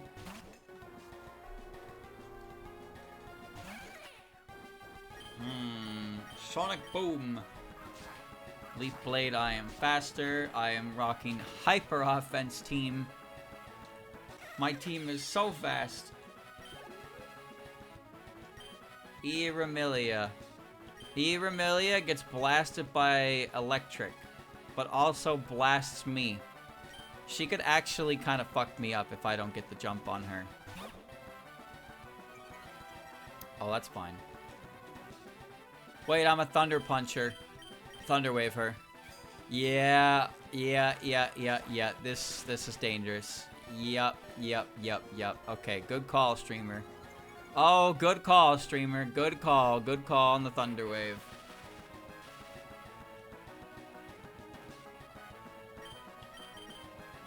Alright, Luna. That still did a lot, considering I'm -1 and she is +1. That is a double crit. That was better damage than expected, but now she is easy pickings.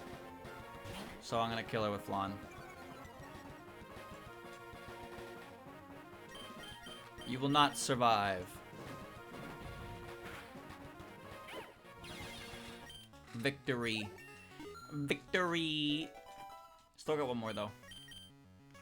Outrage? What? A dark move? It is. User attacks angrily attacks the foe. May raise the user's attack.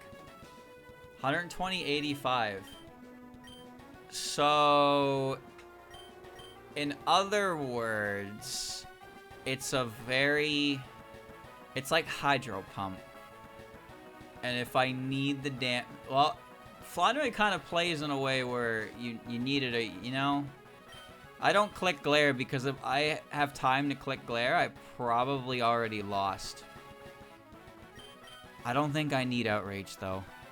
I can always relearn it again if I need it. Glare is for a, I can't fight this thing, I need a better situation, so I can cripple with Glare.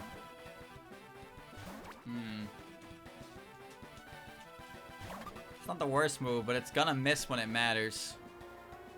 I admit that you have pushed me to this extreme. Catch the wave, Patchy. It's dead. You're alive? How are you alive? Oh, I'm dead. Aren't you rock ground? Was I wrong? Okay.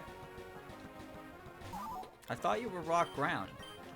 Well, you are definitely rock ground still, but that just did no fucking damage to you. Great. What is your Spadef through the roof? Uh-oh. Uh-oh.